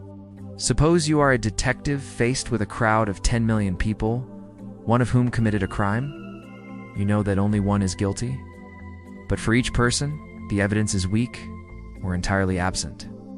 For every individual, you feel justified in thinking they are innocent. Yet you also know someone is guilty. Do you therefore believe that everyone is innocent while simultaneously believing that someone is guilty? Can you hold both beliefs at once? And if you do, are you still being rational? The lottery paradox reveals that belief isn't always additive. Beliefs that make sense on their own don't always make sense when placed side by side. It challenges the principle of what's known as logical closure. The idea that if you believe X and you believe Y, and X and Y together entail Z, then you should also believe Z. But here, you believe that ticket number 1 will lose. Some philosophers argue that the fault lies not in our logic, but in how we treat probability-based beliefs. They say we shouldn't assign full belief to each ticket's loss, only a very strong confidence, something short of certainty. That way, you don't end up in a contradiction. You're just leaning strongly toward the idea that each ticket will lose, while still leaving room for the fact that one will win. But this feels unsatisfying. After all, aren't you entitled to believe that your ticket, or any given one, will lose? The odds justify it. If believing that isn't allowed, then what does it even mean to believe something probable? Others say the paradox teaches us to be more careful in how we aggregate beliefs. Maybe you can't combine a bunch of individual beliefs and assume they add up cleanly. Maybe belief doesn't work like arithmetic. This viewpoint leads to a form of epistemic humility, a recognition that we can't always trust our collection of beliefs to stay consistent, even if each belief feels right on its own. The paradox also speaks to real-world systems, from law to artificial intelligence. Imagine a jury asked to evaluate hundreds of small, inconclusive pieces of evidence. Each one is too weak to convict. But when all the evidence is stacked together, the conclusion becomes clear. Is it rational to dismiss each piece individually, while still reaching a firm conclusion overall? Or does that make you inconsistent? In medicine, a doctor might believe that each symptom doesn't indicate a serious illness, but the full set of symptoms might point to a diagnosis that can't be ignored. Again, the paradox appears. Each individual belief seems reasonable, but the total picture demands a belief that contradicts them all. Even algorithms designed to flag threats, spam, or fraud operate in similar ways. They make small judgments, each with low confidence, but together they trigger an action or a conclusion. The lottery paradox sits beneath these systems. quietly reminding us that beliefs based on probability don't always add up cleanly. And rationality is more fragile than we like to think. At its core, the paradox is simple, almost deceptively so.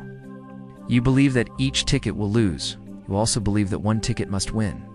And you're probably right in both cases, at least in how you formed those beliefs. But they don't live comfortably together. They can't both be true in the same system of logic. Something has to give. The lottery paradox doesn't offer a neat solution. It's not a riddle to be answered, but a mirror held up to our thinking, showing the fault lines between logic, probability, and belief. It reveals that rationality is not always a clear path, but a tightrope we walk, always a step away from contradiction. And it invites us to ask, if even our most reasonable beliefs can lead us into paradox, what does it mean to be rational at all? Russell's paradox. Imagine you are collecting things into sets. A set of all red objects. A set of all cats. A set of all sets that contain only one item seems simple enough. But what happens when you start to think about sets that refer to themselves? This is where logic so seemingly concrete starts to crack at its foundations. Now imagine a particular set. This set is special. It contains all sets that do not contain themselves. If a set contains itself, it's excluded. If a set does not contain itself, it is included. This is called Russell's paradox, and it shattered the logical foundations of mathematics at the turn of the 20th century. Let's call this paradoxical set R. R is the set of all sets that do not contain themselves. And now we must ask a single innocent question. Asterisk, asterisk, does R contain itself? Asterisk, asterisk, let's think through it slowly. If R contains itself, then by definition it contains only those sets that do not contain themselves. But if R does contain itself, then it violates its own rule. It contains a set itself that contains itself.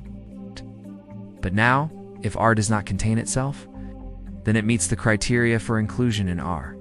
It's a set that does not contain itself, so it must contain itself. We're caught in a loop. If R contains itself, it cannot contain itself. But if it does not contain itself, it must contain itself. The contradiction is perfect and inescapable. This isn't just a linguistic trick or a play on words.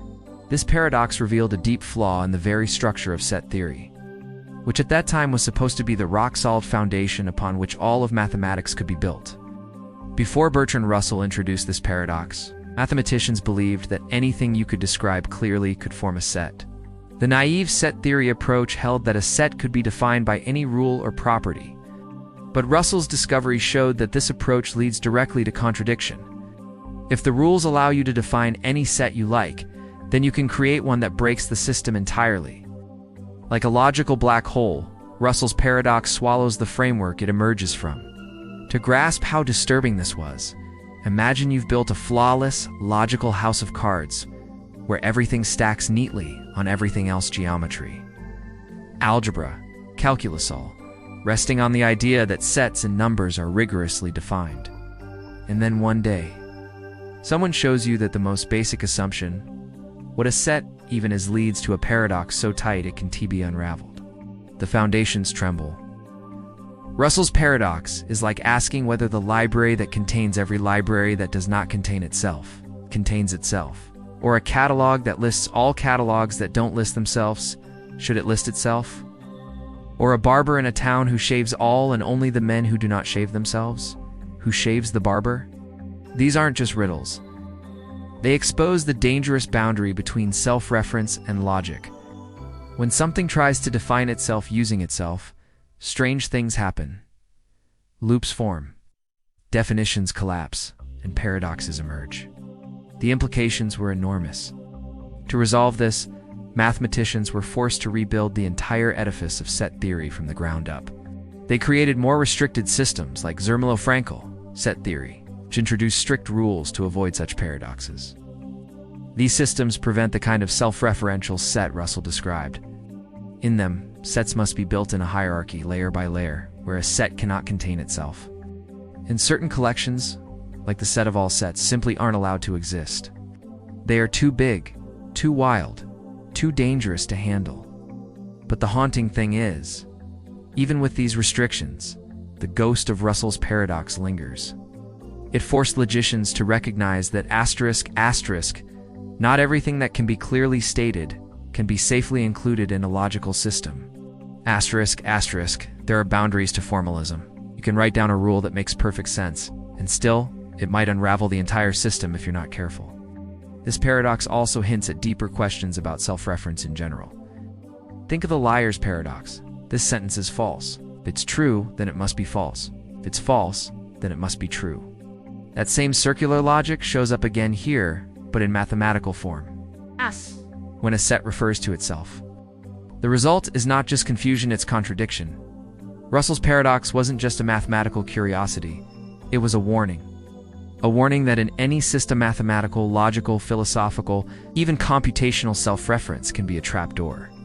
It can create a loop that the system isn't equipped to handle. It can make the distinction between inside and outside, inclusion and exclusion, collapse into nothing. In the age of AI and recursive algorithms, self-referential systems are everywhere.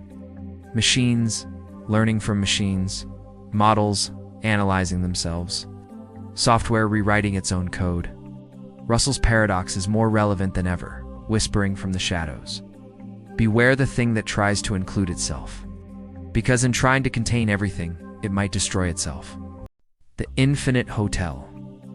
Imagine a hotel with an infinite number of rooms, every room occupied, every key claimed, every bed filled. You arrive expecting to be turned away. After all, how could a fully booked hotel possibly make space for anyone else? But the manager smiles and says, "Of course we have room. It's not only that there's space for infinitely more." This is Hilbert's infinite hotel, a paradox introduced by mathematician David Hilbert to illustrate the strange and counterintuitive nature of infinity. At first glance, it feels like a riddle or a trick, a hotel with no vacancies that can still accommodate new guests. It violates everything we understand about space, capacity, and logic. And yet, mathematically, it's sound. And once you step inside, everything about your intuitive understanding of quantity begins to unravel. The hotel has room 1, room 2, room 3, and so on forever. There's no last room, it's just more. And in this particular scenario, every room is occupied. Now imagine that one new guest shows up. No rooms are empty, but the manager has a solution. He asks every current guest to move one room up. The person in room 1 moves to room 2. The guest in room 2 moves to room 3 to room 4, and so on. Because there's no final room, this shuffling can continue endlessly. Room 1, now vacant, is free for the new guest. It doesn't stop there. What if an entire busload of guests arrives, a countably infinite number of people? No problem, says the manager. Every current guest moves to the room with double their current number. The guest in room 1 goes to room 2 to room 4, room 3 to room 6, and so on. Suddenly every odd-numbered room becomes available: room 1, 3, 5, 7. An infinite collection of open rooms for an infinite number of new guests. The hotel, previously full, has made infinite space without ejecting a single occupant. The implications of this are staggering. It reveals that in the realm of infinity, traditional logic about full and empty, more and less, simply doesn't apply. Infinity is not a number you can reach. It's a concept. And within that concept, our ordinary rules dissolve. The infinite hotel isn't about logic. It's about what happens when you try to treat infinity like a container. When you try to apply finite intuitions to the infinite. What if an infinite number of infinite buses arrive, each carrying an infinite number of guests? Even this, somehow, can be handled. Through clever mathematical mapping, pairing each guest with a unique room number using functions and patterns, we can make space for all. There is always a way, always more room. The infinite doesn't run out. It stretches to accommodate.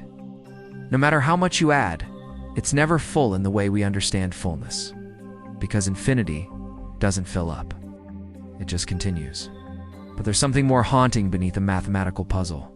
The infinite hotel isn't just a quirky idea, it challenges the limits of our perception.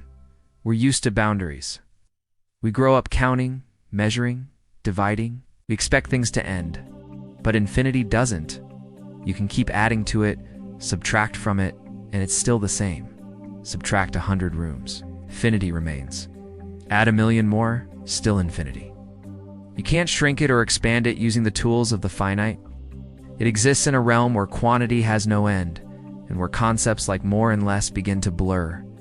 And this brings us to an even deeper question. If infinity behaves in ways that defy our logic, what does that say about the universe itself? Mathematics is supposed to be our most reliable tool for understanding reality, but here it delivers a result that contradicts our experience. Could it be that the universe vast, possibly infinite, is governed by principles we can't fully grasp? If an infinite hotel can make infinite room for infinite guests, what else in the cosmos might work this way? Maybe time itself stretches infinitely forward and we are just shuffling rooms unaware. Maybe space, though seemingly limited by light and mass, hides infinite corridors, dimensions we haven't reached yet. Perhaps even consciousness is infinite, and what we perceive as identity is merely one room among endless others, each occupied, each unique, each endlessly shifting. The infinite hotel also echoes certain philosophical and even theological ideas. In many religious traditions, the concept of an infinite being, omnipresent, omnipotent, shares something with Hilbert's hotel, a God who is always able to make room, a soul that never ends, a reality that is always expanding. Infinity becomes not just a mathematical idea, but a spiritual and existential one. You can't box it, you can't trap it. You can only surrender to its logic, as paradoxical as that logic might seem. And still, the unease lingers. Because if the infinite hotel is possible, then so are infinite versions of you, arriving at different doors, making different choices. So are infinite stories, infinite lives, infinite regrets, and infinite joys. You begin to realize the infinite hotel is not just a clever story about rooms. It's a mirror held up to the idea of infinity itself, daring us to look closely, and asking whether anything in this world or the next can ever be truly full. Buridan's ass. Buridan's ass is a deceptively simple thought experiment that unfolds into a deep and unsettling reflection on free will, rationality, and the paralysis of perfect symmetry. At its surface, it's the story of a donkey caught in a peculiar situation, placed exactly midway between two identical bales of hay, each equally fresh, fragrant, and filling. The donkey is a purely rational creature. It will always choose the better option, but in this case, there is no better option. Both choices are indistinguishable in every respect. So the donkey stands there, analyzing, waiting, comparing. There is no reason to move left instead of right, or right instead of left. It waits for a deciding factor that will never come. Time passes, hunger grows, yet the donkey, bound by its own logic, remains frozen until it dies of starvation. Perfect logic leads to its own destruction. This scenario, first attributed to the 14th century philosopher Jean Buridan, though he himself may not have presented it exactly this way, forces us to confront the limits of rational decision-making. At the core of the paradox is the assumption that rational agents always act based on sufficient reason. That is, they choose actions based on reasons that justify one option over another. But what happens when there are no distinguishing reasons, no advantages, no costs, nothing to prefer? The donkey's fate becomes a metaphor for decision paralysis, not just in animals or hypotheticals, but in us. We like to believe we are rational beings, weighing pros and cons, making choices based on evidence, reason, and utility. But Buridan's ass raises the possibility that perfect rationality, when faced with perfect symmetry, becomes its own trap. If logic alone governs our actions, and logic finds no preference, then action becomes impossible. And inaction, in this case, becomes fatal. Of course, real-life donkeys or humans rarely die of indecision. We make choices. We flip coins. We go with our gut. But this very fact suggests something even more intriguing. Maybe our decisions aren't governed entirely by reason. Maybe there's an element in us that breaks symmetry not because of logic, but because of randomness, emotion, impulse, or something deeper and more mysterious. Buridan's ass doesn't just challenge rationality, it exposes its limitations and perhaps points to the necessity of irrationality in human behavior. Imagine a human version of the donkey scenario. You're choosing between two job offers, same salary, same commute, same responsibilities, same future prospects. You analyze both to exhaustion, and you find no reason to choose one over the other. You freeze. Days pass, deadlines lapse. Both offers disappear. In trying to make the perfect choice, you make none. In a sense, you've been punished for seeking reason where none exists. This thought experiment also leads into deeper questions of free will. If the donkey dies because it can't choose, then is choice ever truly free? Or is it always driven by some slight advantage, however small, that tips the balance? If you only ever act when one option is better than another, then you are a slave to reason. You never truly choose. You only follow the path reason lays out. But if you do act in a moment of perfect symmetry, choosing left or right, when both are equal, then what is that choice based on? Is it random? Spontaneous? Is that randomness the true essence of free will? Some philosophers and scientists argue that bedtime points to the need for indeterminism in the universe. That is, if the universe were completely deterministic, every decision would be calculable, every action inevitable. The donkey wouldn't die, would act according to a Puritan script.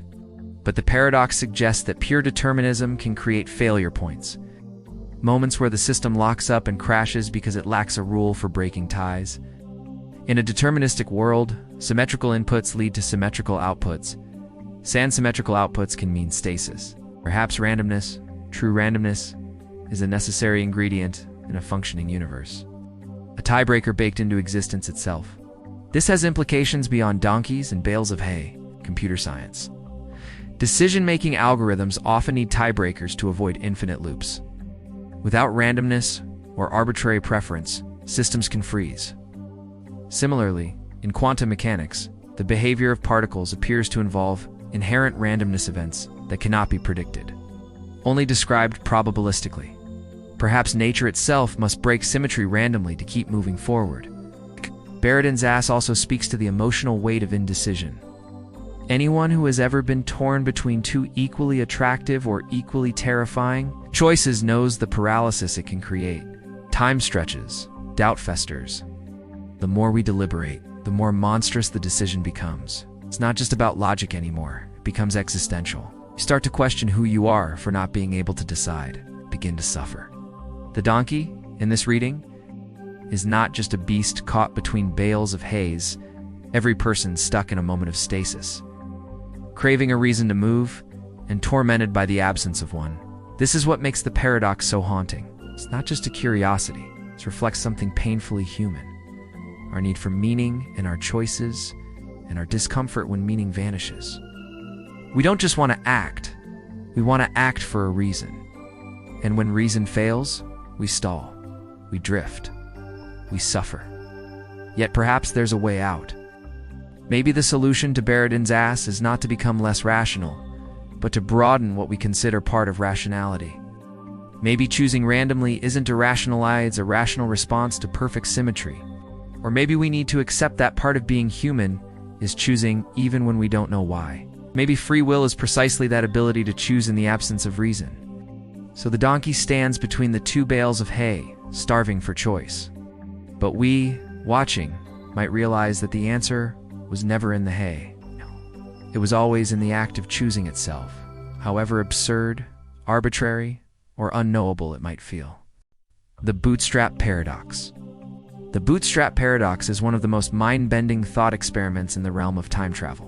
It reveals a strange loop in causality, a recursive riddle in which an object, information, or idea exists without a clear point of origin. Imagine, for example, that you travel back in time and hand Beethoven the complete sheet music for his own symphonies before he has ever written a note. He studies them, rehearses them, and performs them, becoming the great composer history remembers. But where did those symphonies truly come from? You got them from Beethoven. Beethoven got them from you. Neither of you created them in any traditional sense. They seem to have no true author. They simply exist. This is the essence of the paradox. Causality breaks down. Normally, we expect a linear flow of cause and effect. One event leads to another. A person writes a book. The book is published. Someone reads it. But in a bootstrap paradox, the chain loops onto itself. The symphonies exist only because they were passed backward through time in an endless circle of self-reference. There is no moment where inspiration struck, no origin point where the music emerged from a human mind. The act of creation has been circumvented. Information becomes untethered from time. This paradox doesn't only apply to music. Replace Beethoven's symphonies with anything: a book, a scientific theory, an invention.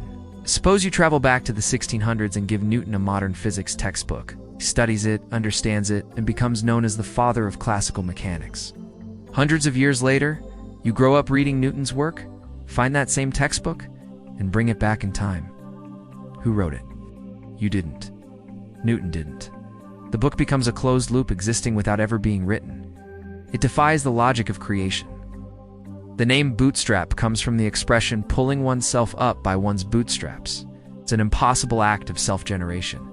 The term perfectly captures the eerie nature of this paradox. Something exists simply because it exists, looping through time without a starting point. It's a logical Ouroboros, the snake swallowing its own tail. This paradox presents deep philosophical and scientific problems. First, there's the question of authorship. Can something have meaning or originality if it has no origin? In a world where Beethoven's music has no composer, what does that say about creativity, genius, or innovation? Can we still attribute works to individuals if they receive them fully formed from the future? Second, there's the issue of causality. Our universe appears to operate according to cause and effect. The bootstrap paradox throws a wrench into that mechanism. If effects can precede causes, or if causes and effects loop into each other, then time itself becomes a tangled thread. The notion of past, present, and future starts to break down. The entire concept of time as linear becomes suspect. Third, there's the question of information preservation. If information is passed through time in a loop, does it degrade? What happens if a mistake creeps into Beethoven's symphony somewhere in the loop? Does the error perpetuate? Does the music evolve over time? Or is it frozen in a kind of temporal stasis? Can an error introduced into the loop become indistinguishable from the original content? More disturbingly, what if the loop is broken? Imagine you travel back to give Beethoven his music, but he dies before he can receive it, or you're prevented from reaching him, and the music is lost. But since he never wrote it in the first place, that means the future version of you never had the music to begin with. So how did you know to go back in time? The moment the loop breaks, the entire structure collapses. The music disappears from history, and causality rewrites itself. This brings up the idea of temporal determinism. If a bootstrap paradox exists, it implies that certain events are fixed in time predetermined by the loop. Beethoven must receive the music. He must go back in time. The loop is self-sustaining and inescapable. It becomes not just a paradox of origin, but of fate. In science fiction, the bootstrap paradox appears frequently, often without resolution. Character finds a mysterious object, later realizes they brought it back in time, and the loop completes. It's unsettling because it removes any grounding in where things come from. It suggests that time is not a straight line, but a series of strange loops, closed circles of causality that generate themselves. Some physicists argue that such paradoxes are impossible because they violate the principle of causality. Others propose that the universe can accommodate such loops as long as they are self-consistent. This is known as the Novikov self-consistency principle. Any event that would cause a paradox is simply impossible, and the timeline adjusts to prevent it. So, in the case of the Beethoven scenario, perhaps he would always receive the symphonies in a way that maintains the loop, no matter what you try to change. Yet even with self-consistency, the paradox remains. It's not that the loop causes a contradiction, it's that the loop lacks origin. Something exists in time with no source, no creation, no genesis. It's neither invented nor discovered. It just is. And that notion challenges our deepest assumptions about the universe. The bootstrap paradox leaves us with a haunting question. Can something come from nothing?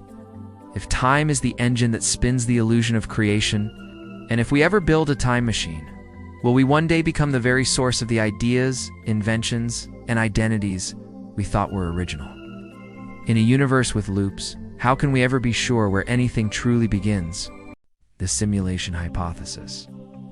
The simulation hypothesis is a profound and unsettling idea that challenges the very foundation of what we consider reality. It asks a question that seems almost sci-fi at first. but quickly slips into philosophy technology. An existential inquiry. How can you be certain that the world you perceive, the sights, sounds, emotions, and thoughts, is genuine and not the product of a vast, sophisticated simulation? Imagine for a moment that everything around you, your body, the room you're in, the people you know, even the universe itself, is generated by an incredibly advanced computer program. This simulation would be so detailed and complex that you wouldn't be able to tell it from what you call real life. Every sensory input you experience could be the output of code. Every memory a constructed sequence. Every emotion a calculated response. From the first-person perspective inside the simulation, there would be no apparent difference between simulated and base reality. The core of the hypothesis rests on the possibility of such simulations existing and being indistinguishable from reality. Contemporary advances in technology give this notion some initial plausibility. Video games grow increasingly immersive. Virtual reality blurs the lines between digital and physical experience. Computational power grows exponentially.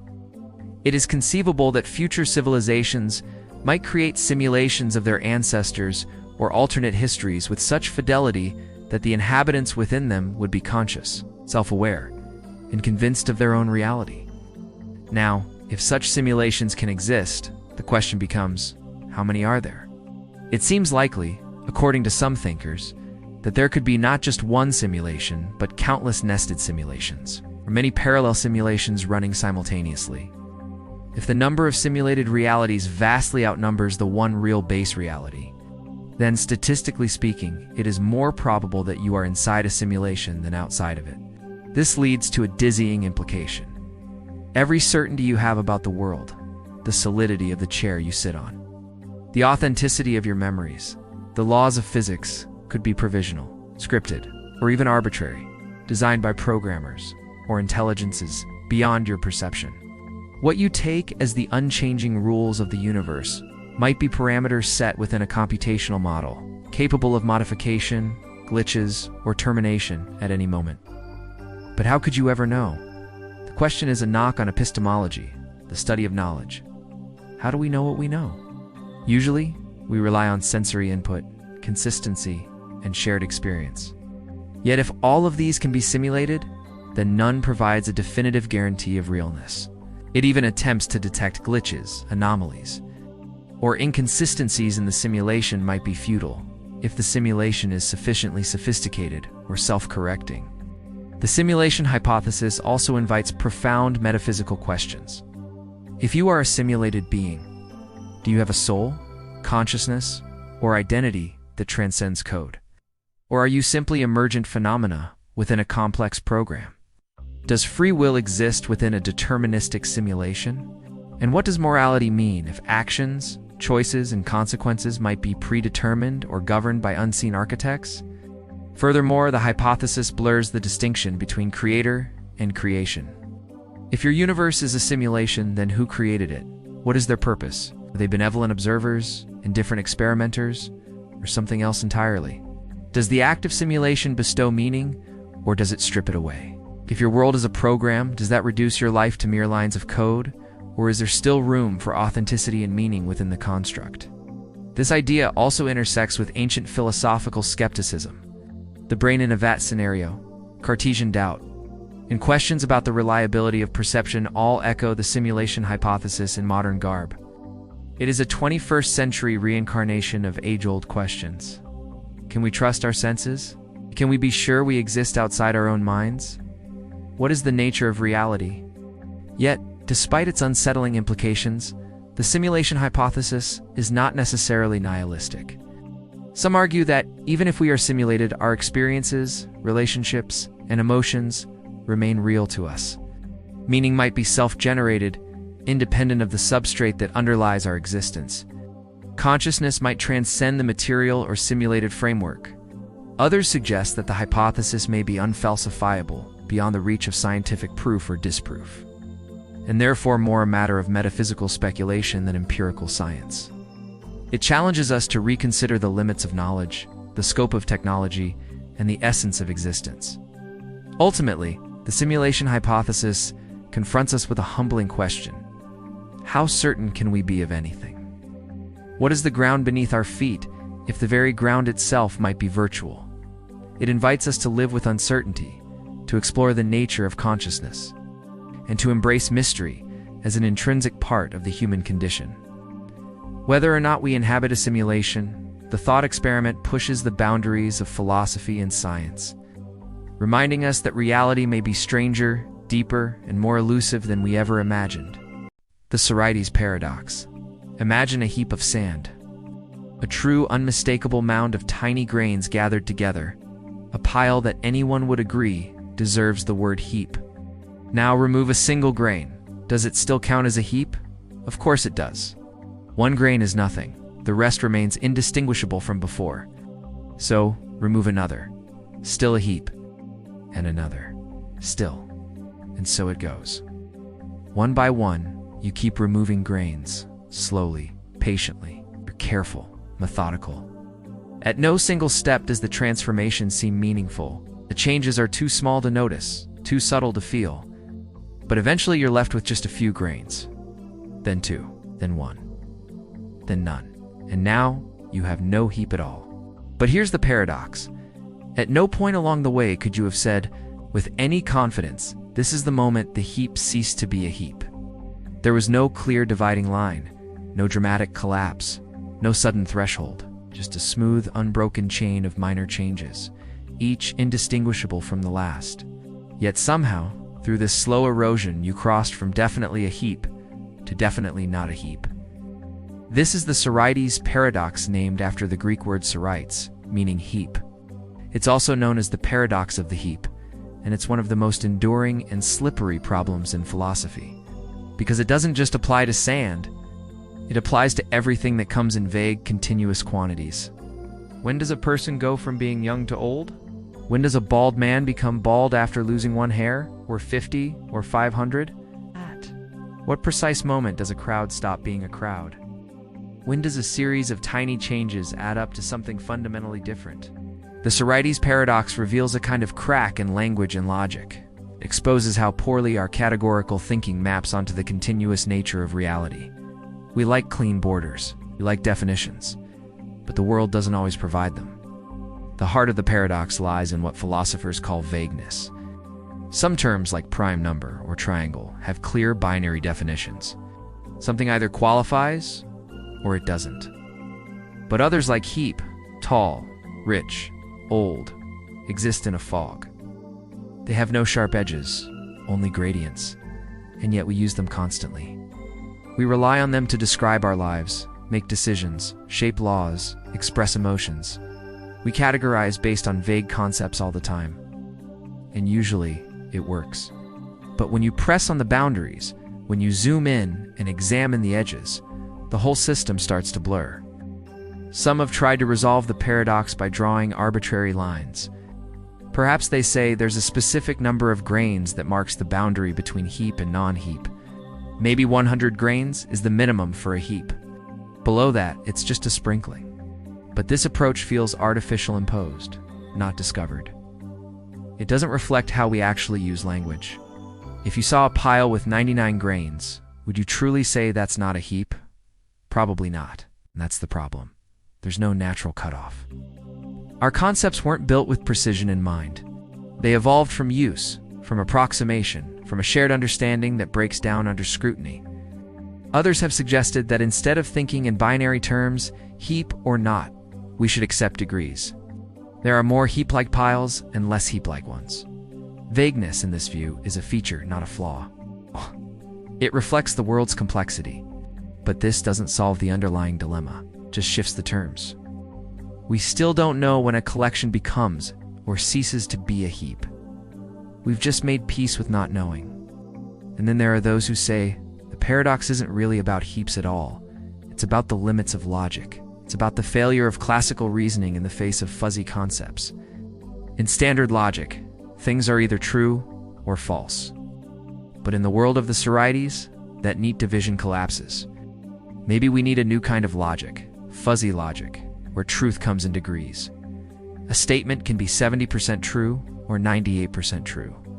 In this framework, the heap might be 100% true with 10,000 grains, 80% true with 500, and 2% true with 5. It's a way to model how our intuitions actually work. But then a deeper question emerges. If our concepts are this slippery, how do we build anything on top of them?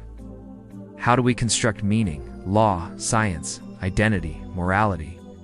So many of our systems depend on classification, on being able to say this counts and that doesn't. But the Swordies whispers, maybe those boundaries were never real to begin with. It also speaks to transformation not just of objects, but of people. No one becomes wise in a day. No one turns cruel or brave or broken in a single moment. Change is granular. It arrives like grains of sand falling silently, imperceptibly. We cross thresholds without knowing. We become someone new without realizing we've left the old self behind. And this isn't just abstract. The Sorites paradox lives in every slow fade, every compromise, every gradual shift in belief or behavior. It asks, when do you stop being the person you were? When does a habit become an addiction? When does comfort become stagnation? When does love become indifference? The paradox refuses easy answers. It's a quiet riddle, hiding in the most mundane things. But that's why it's so powerful, because it doesn't just challenge logic. It challenges how we see the world. It makes us confront the fuzziness at the edge of every concept we hold dear. And once you've seen that blur, you start to wonder, where else have you mistaken a slow slide for stability? How many of your categories are illusions, propped up by habit and language? When, exactly, did the heap disappear? Maybe it never did. Maybe it was always just a trick of perspective, something you believed in because you needed to, until the sand was gone. The Raven Paradox. The Raven Paradox is one of the strangest, most brain-bending puzzles in philosophy of science. It's the kind of idea that sounds absurd at first, like a sleight of logic, a word game, a misunderstanding. But the more you stare into it, the more it stares back.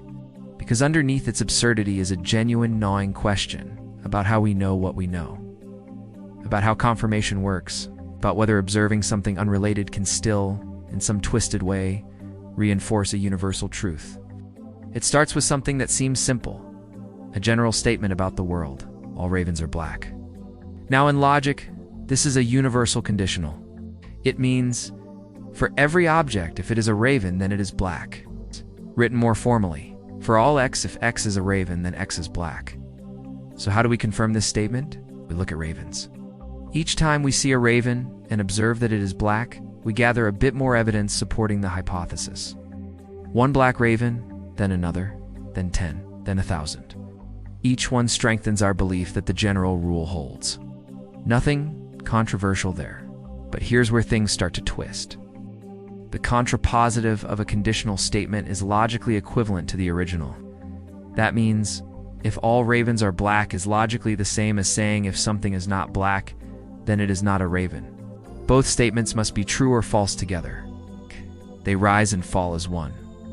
And if we accept this equivalence, then anything that confirms one should also confirm the other. Now, imagine you see a green apple. You observe, this is not black, and it is not a raven. In that moment, you've confirmed the contrapositive.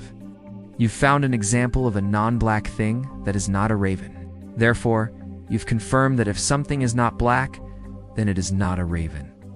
And since that's logically equivalent to all ravens are black, then strangely, bizarrely, you have also confirmed that all ravens are black.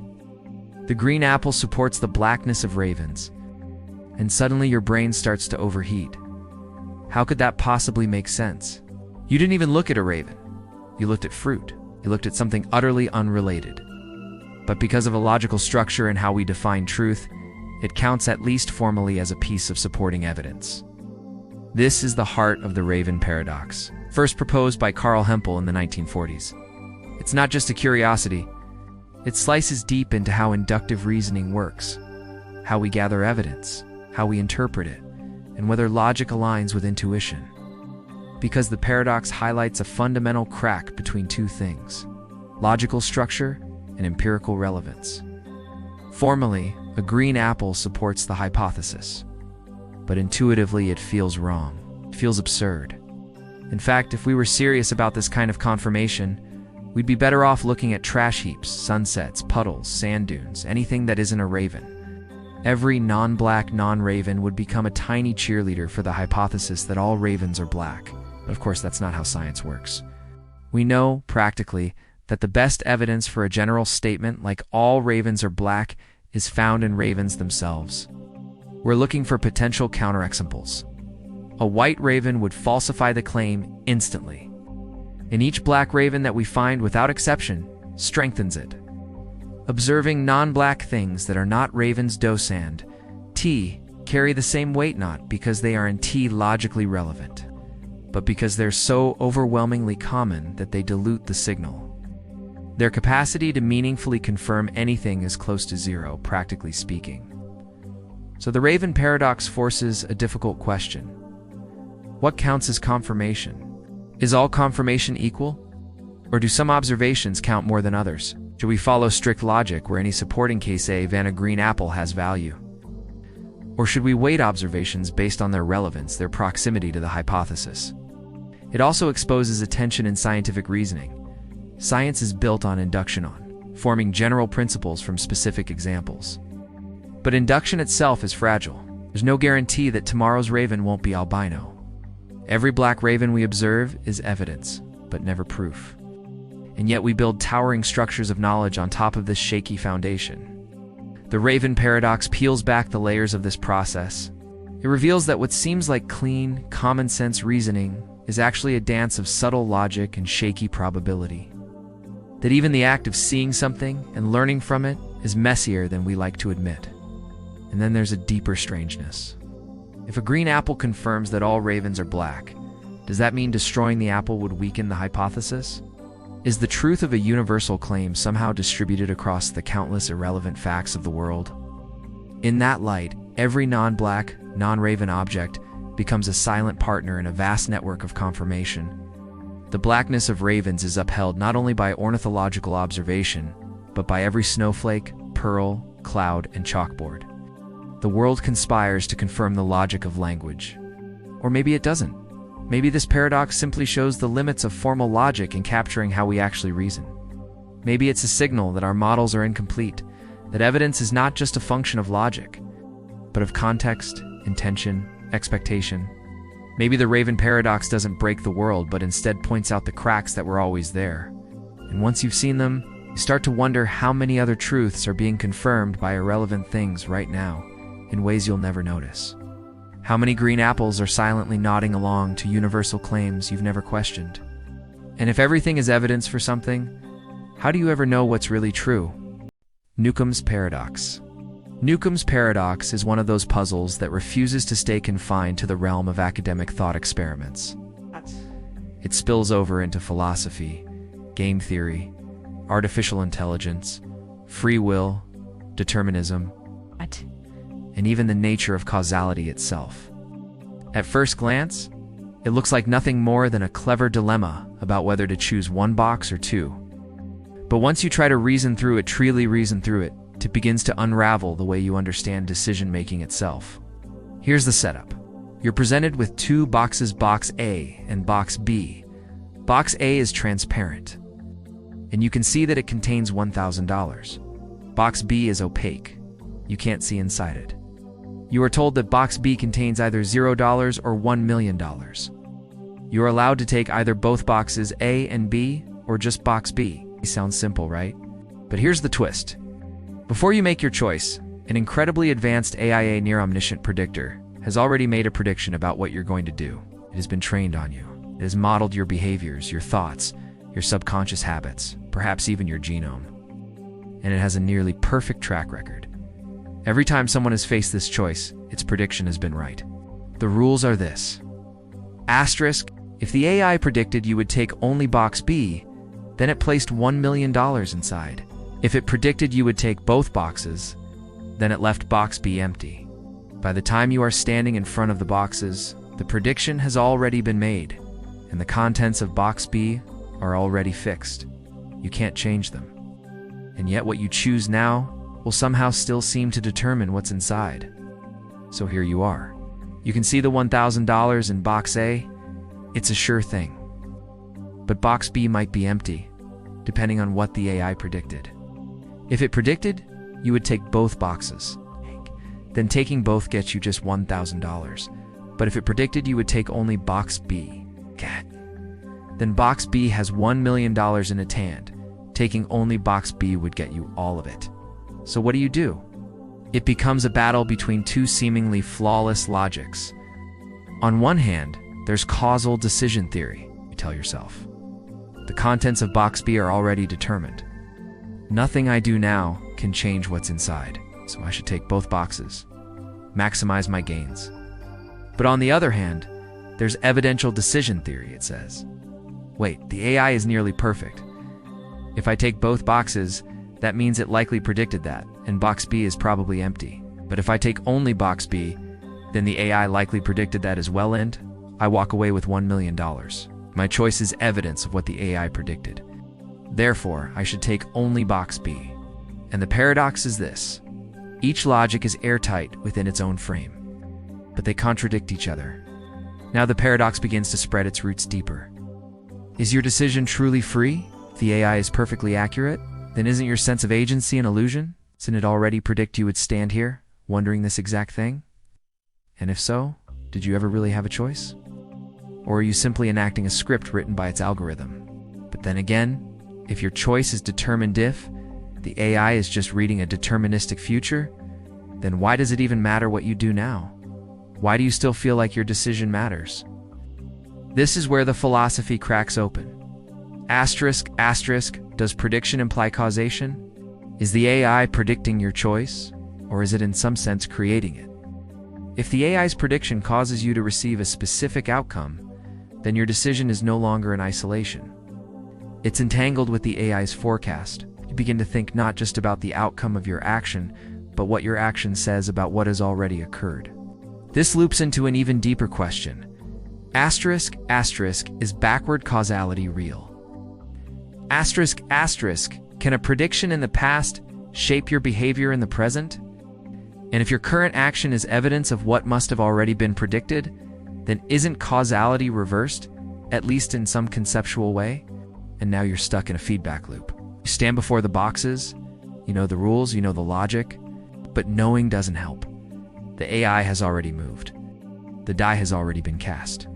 Your decision seems futile, and yet vitally important. You can't change the past, and yet your decision somehow seems to ripple backward in time, retroactively deciding whether you are rich or not. What makes Newcomb's paradox so devastating isn't that it has no answer, it's that it has too many, and they all seem right until they come crashing into each other.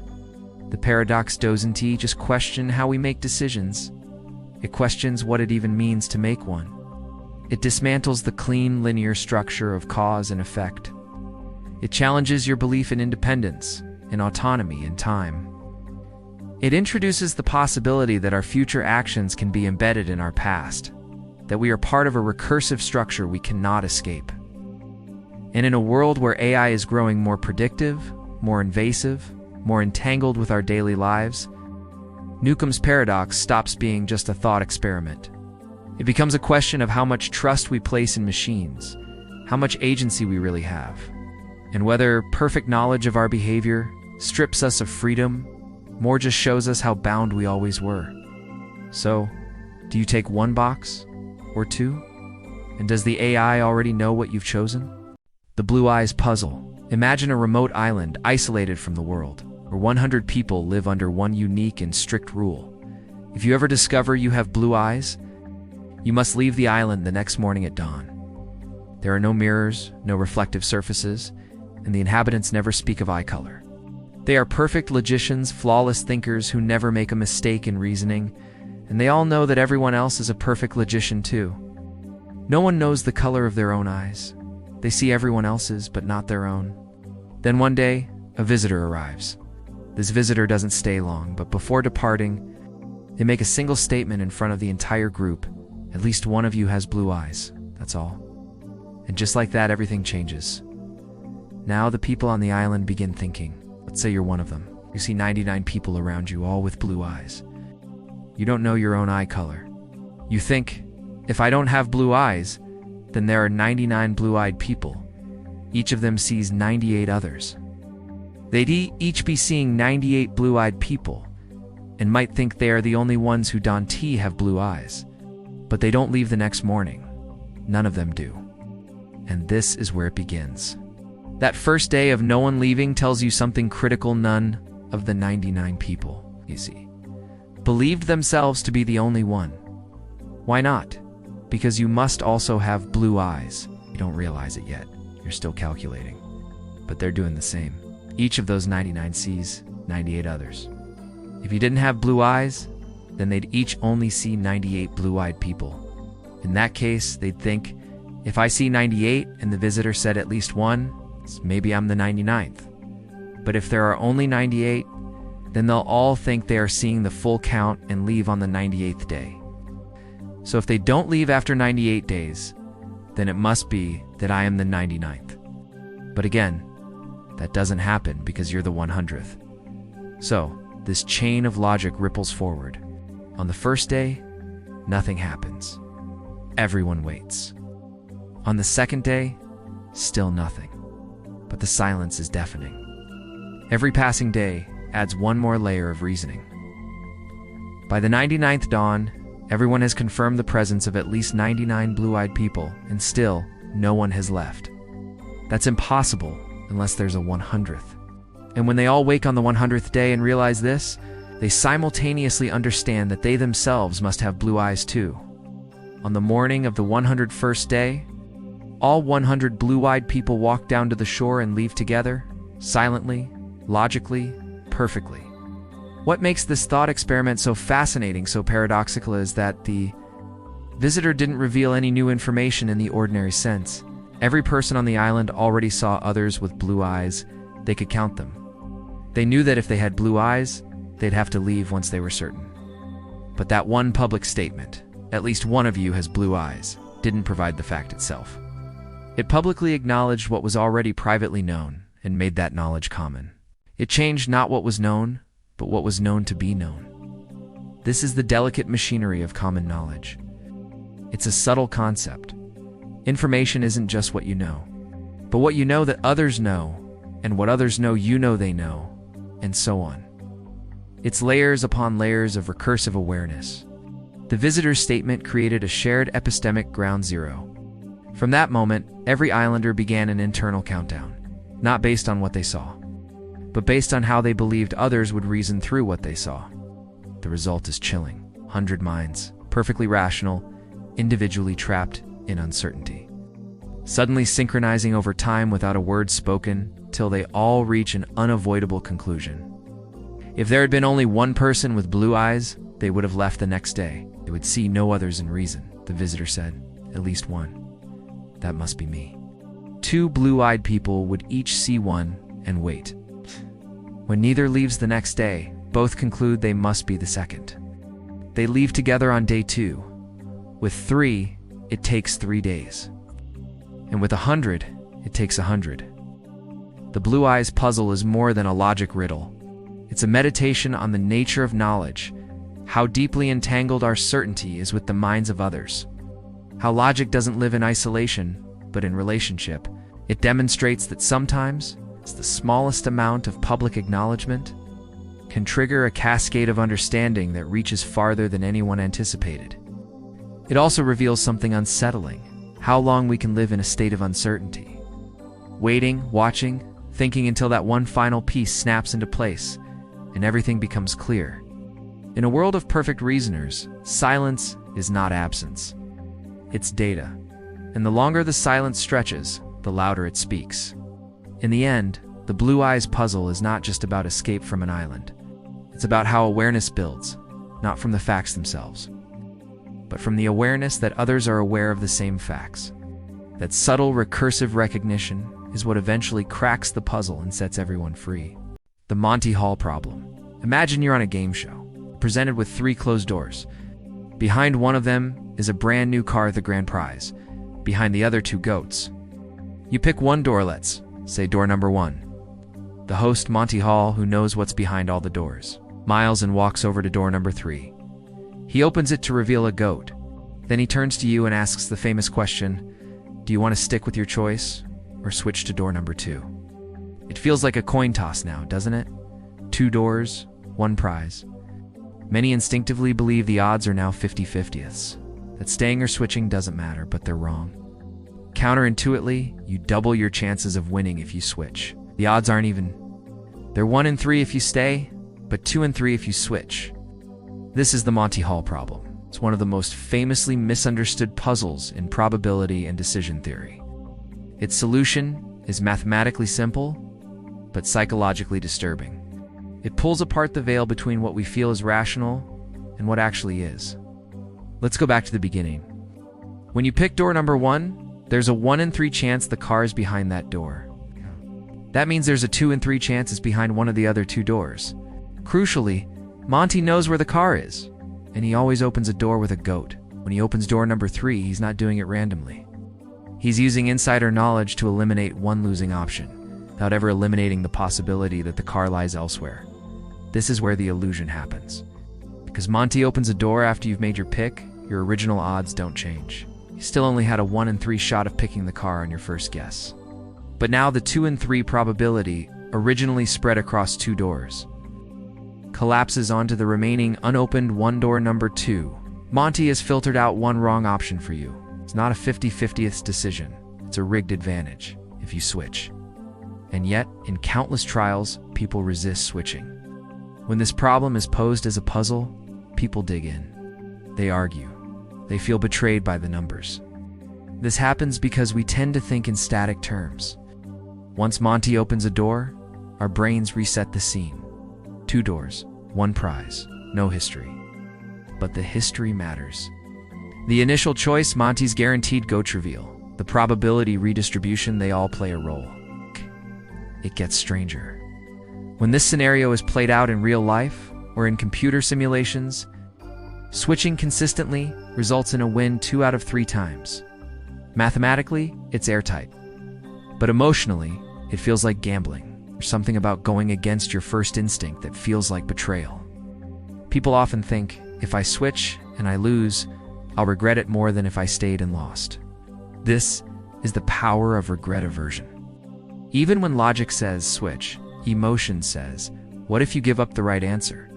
There's a deep psychology behind this. Humans are not wired to intuitively understand conditional probabilities. We prefer certainty, symmetry, and fairness. We want to believe the world resets after each decision point. But the Monty Hall problem reveals a darker truth. The universe doesn't owe us symmetry. Probability is cold. It doesn't care what feels fair. The problem also raises philosophical questions about decision-making itself. If you know the odds favor switching, but you still don't do it because it feels wrong, are you being irrational? Is knowledge enough to overcome instinct? And what does it mean that most people, when faced with a situation where they can mathematically improve their odds, will still make the wrong choice not once, but over and over? It's a mirror to how we process uncertainty in everyday life. We cling to initial choices. We mistrust late information, even when it's credible. We resent change if it feels risky. The Monty Hall problem is not just a game show scenario. It's a metaphor for life's deeper paradoxes. How we evaluate opportunity, how we perceive fairness, how we reconcile gut feeling with logic. And perhaps the most unsettling part is that even when you understand the Monty Hall problem, it still feels wrong. Even armed with the math, there's an almost primal resistance to the idea that switching is smarter. That resistance is the heart of the paradox. It's not about a car or a goat. It's about the battlefield between instinct and reason. In that sense, the Monty Hall problem is more than just a probability puzzle. It's a demonstration of how flawed our reasoning can be in uncertain environments. It's a quiet warning that even in situations with clear answers, we are not always rational actors. It's a reminder that the mind, for all its brilliance, is still swayed by illusion, pride, and fear. So the next time you're given a chance to switch, whether it's a door, a decision, or a belief, ask yourself, are you choosing because it's smart or because it feels safe? The answer might just reveal how well you understand the deeper logic of the world. The twin paradox. The twin paradox is one of the most startling and misunderstood consequences of Einstein's theory of special relativity. At its core, it seems absurd. Identical twins, born at the same time, live very different durations of life. Simply, because one travels away from Earth at near light speed, while the other remains on the planet. When the traveling twin returns, they have aged significantly less. It violates everything our intuition tells us about time. It challenges our notion that time is universal, ticking forward steadily for all observers regardless of their motion or position. But in the relativistic universe, time is not absolute. It bends, stretches, and slows, depending on how fast you're moving and how close you are to strong gravitational fields. Here's the setup. Twin A remains on Earth, living a normal life. Twin B boards a spaceship and accelerates to a speed approaching that of light. After traveling for what seems like a few years according to their own clock, Twin B turns around and comes back. Upon reuniting with their sibling, Twin B is still youthful, while Twin A is much older. It's not an illusion. It's not a trick of perception. It's physically real. The clocks have ticked differently for each of them. Their bodies, their cells, their thoughts have been affected by time flowing at different rates. This isn't science fiction. It's measurable. The GPS satellites above our heads, for instance, experience time differently than we do on Earth due to both their speed and their altitude. Their clocks run faster than ours, and engineers must account for this discrepancy, or else GPS positioning would become wildly inaccurate. The twin paradox is the GPS effect magnified to an extreme scale, and the heart of it lies in time dilation. The phenomenon that moving clocks tick more slowly relative to stationary ones, as dictated by Einstein's equations. But the paradox arises when we apply a naive kind of symmetry. If motion is relative, couldn't twin be just as easily say, "I wasn't moving, you were"? Shouldn't both twins view the other as the one who traveled and thus believe that they should be younger? This is where the apparent contradiction sets in. It seems as though both twins should return thinking the other should have aged less. But they can't both be younger. One must have aged more. The paradox is, who? The resolution comes when you break the symmetry. Twin B, the traveler, undergoes acceleration and deceleration. They speed up, slow down, and turn around. These events mark them as the one who changes inertial frames.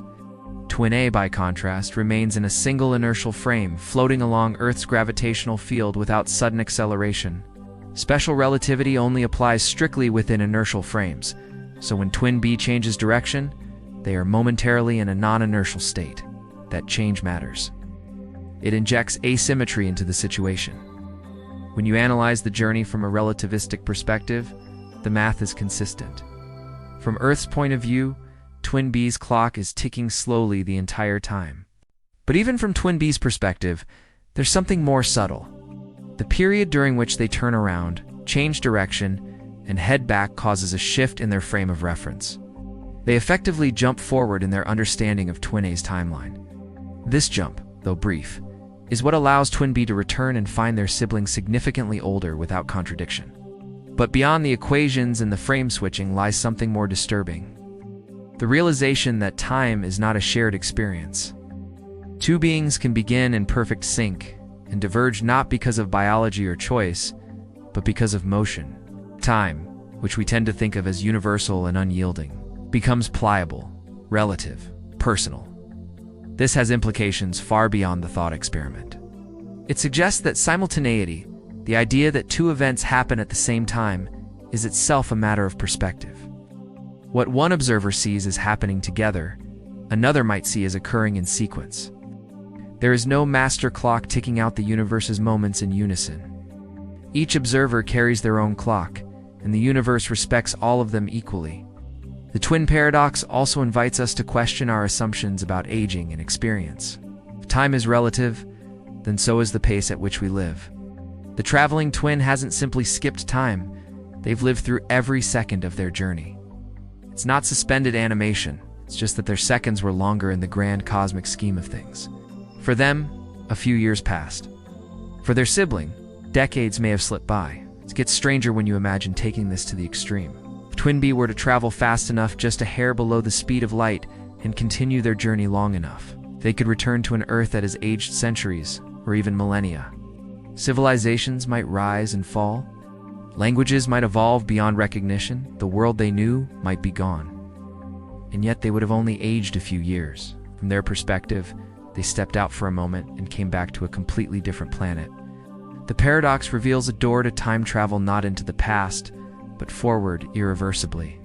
The faster you move, the slower you age, and the further into the future you can leap. And yet, there's a tragic poetry to it. The price of moving quickly through space is to drift slowly through time. The faster you go, the more isolated you become, not just in distance, but in chronology. The twin paradox is not merely a curiosity in physics.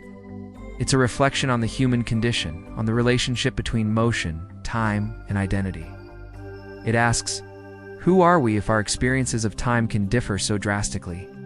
What does it mean to live if that life can be stretched or compressed depending on your path through space-time? In the end, the paradox is not truly a paradox at all. It's a window into a deeper, more alien structure of reality. One in which the universe is not governed by a single flow of time, but by a vast web of personal timelines, each unique, each sacred, each curving its own way through the cosmos. The twin paradox shatters the illusion of a shared present and leaves us with the unsettling truth. Time does not pass the same for everyone, and that changes everything. Achilles and the tortoise. Achilles and the tortoise is one of Zeno's most enduring paradoxes. A thought experiment that forces us to confront the hidden assumptions we carry about time, motion, and infinity. It begins with a deceptively simple race. The swift Achilles challenges a slow-moving tortoise. Out of fairness or perhaps hubris, Achilles grants the tortoise a small head start. Let's say the tortoise is 100 meters ahead when the race begins. Achilles, vastly faster, begins to run. Logic says he will quickly catch up. But Zeno proposes something strange. Before Achilles can reach the tortoise's starting point, the tortoise will have moved a bit farther. And before Achilles can reach that new point, the tortoise will again have moved forward. This continues infinitely. Achilles is always reaching where the tortoise was, but never where the tortoise is. In this framework, Achilles never overtakes the tortoise. Of course, in the real world, he does. We've all seen faster runners catch up with slower ones. But Zeno's paradox isn't about physical races. It's about the logic beneath motion. It's a trap, a clever cage made of reasoning, and its bars are built from the nature of infinity. What Zeno is illustrating is not the absurdity of motion, but the absurdity of how we understand motion. His argument shows that when you divide space and time into infinite pieces, no matter how small, you end up with an infinite number of tasks to complete. Achilles must first reach the tortoise's starting point, then the next, and the next. And each of these steps, no matter how short, must be completed in sequence. So how can an infinite number of tasks ever be completed in a finite time? To grasp the paradox, you have to accept the unsettling idea that between any 2 points, no matter how close there are, always more points. There is no smallest piece of space, no indivisible moment. Zeno's argument rests on this infinite divisibility. Achilles' path is not a straight sprint, but an endless sequence of goals, always just out of reach. It's not a race on a track, but a philosophical descent into the abyss of infinity. Mathematically, this paradox seems easy to dismiss. Modern calculus resolves it with the concept of convergent series. The distances Achilles must run 100 meters, then 10, then 1, then 0.1, and so on for a geometric series. And this series, though infinite in the number of steps, has a finite sum. The total distance Achilles runs before catching the tortoise is calculable and limited. Likewise, the time it takes to reach each new point gets smaller and smaller, and those times also form a convergent series. Eventually, the total time Achilles needs to catch up is finite, even if the number of steps is infinite. So the paradox is solved, right? Not quite. The math explains how Achilles catches the tortoise, but it doesn't resolve the conceptual unease. It tells us that infinity can be tamed with convergence, but it doesn't erase the mystery of how motion really works. Because if space and time are infinitely divisible, then in theory, motion consists of completing an infinite number of steps in finite time. That's not just a mathematical trick, that's a profound metaphysical puzzle. How does the universe allow infinity to be completed? Some thinkers have tried to escape the paradox by denying the infinite. Perhaps space and time are not infinitely divisible. Maybe there is a smallest unit of distance, a smallest tick of time, a kind of cosmic pixelation. Quantum mechanics hints at this with Planck length and Planck time, suggesting a lower bound to the granularity of the universe. If motion occurs in discrete steps, not smooth curves, then Achilles doesn't need to pass through an infinity of points, just a very large number of them. The paradox dissolves, not through calculus, but by rejecting one of its assumptions. Others go further. They argue that Zeno's real target wasn't motion at all, but the coherence of our concepts. That he was using paradox to expose the cracks in how we think, not how the world works.